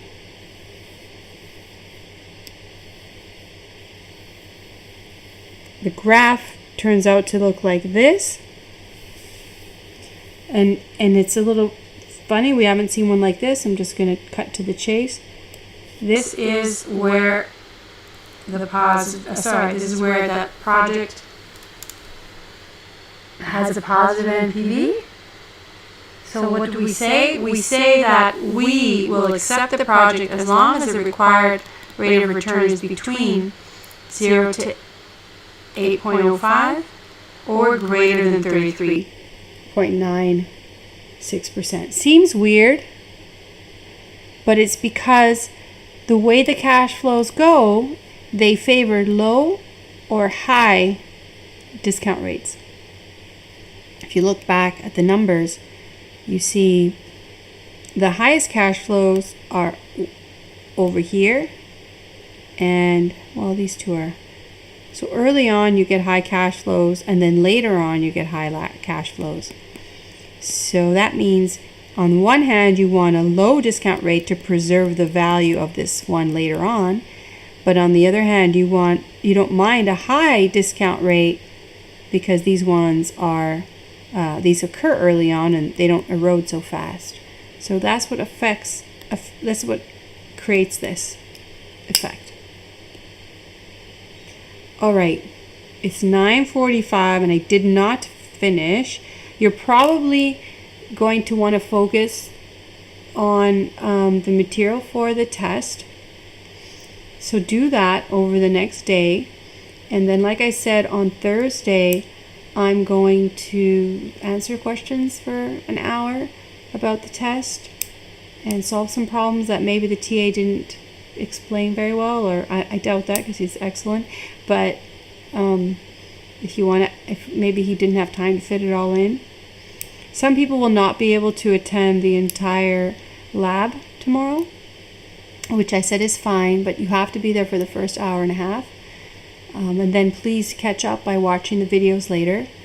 I do think you waste more time if you have to watch it on your own, because you're going to rewind a lot. But you should watch it. You should watch them. And then meet with me on Thursday to pick up on this material. But first I'm going to spend some time on the study materials I shared with you. Okay, and clearing up some of your questions. I do have some questions outstanding. I'm going to answer my emails, and I'm going to make a call to a couple of students who wanted to talk to me.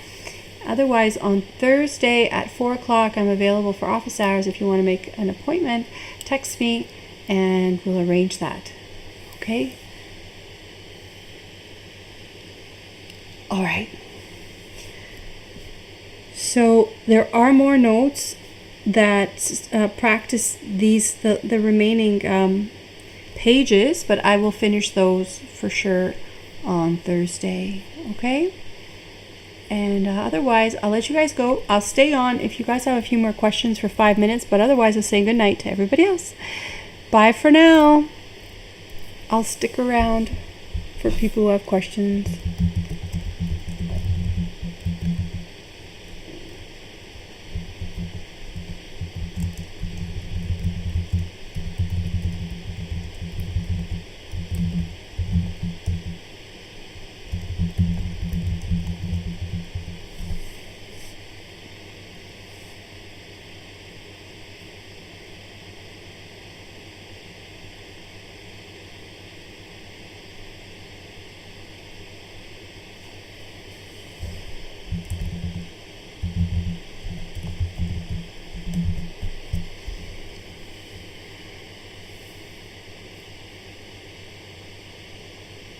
The material for the upcoming test is week 1, Harper. Just the week 1 materials. Everything we did last week that you're practicing now. Everything with module 1 and module 2.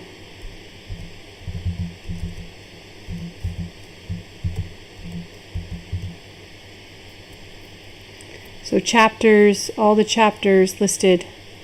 3, 4, 5, and 6. But the stuff that you do in the textbook is more for the final exam. For my tests, the tests, you can focus on the materials I give you, okay? I just keep you working in the My Lab Finance so you can consistently prepare for the final exam. Because there's not a lot of time to be studying for the final. The materials are complementary, I would say. The materials in the lab on the Pearson site and my materials.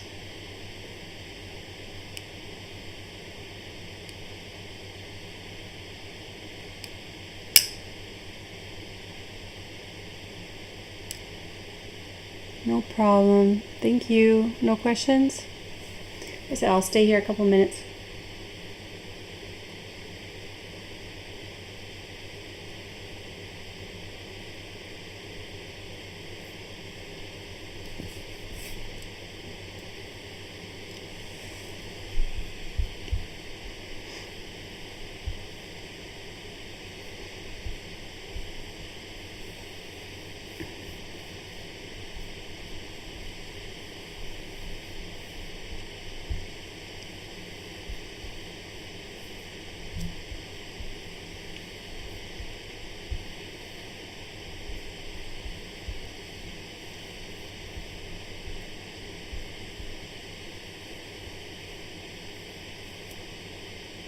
I'm still here.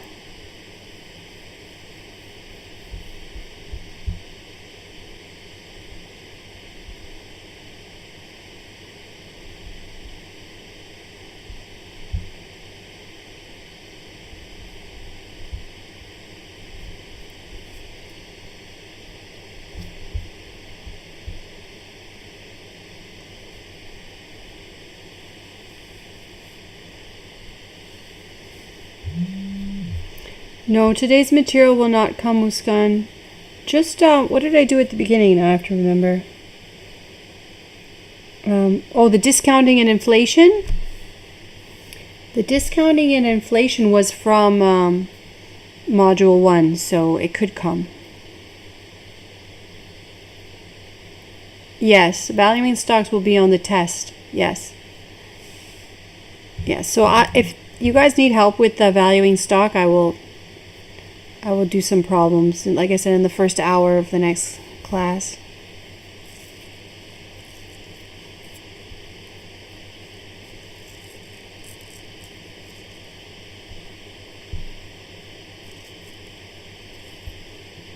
But really, I'm hoping the TA can help clarify questions you have.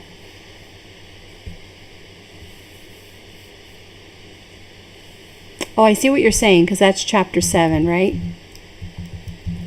But just work with the notes I have.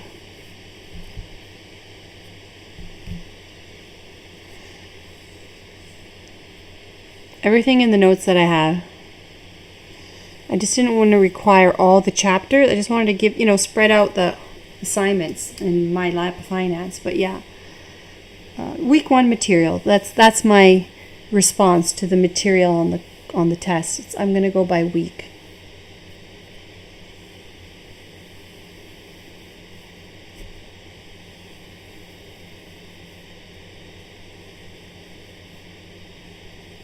Have a good night.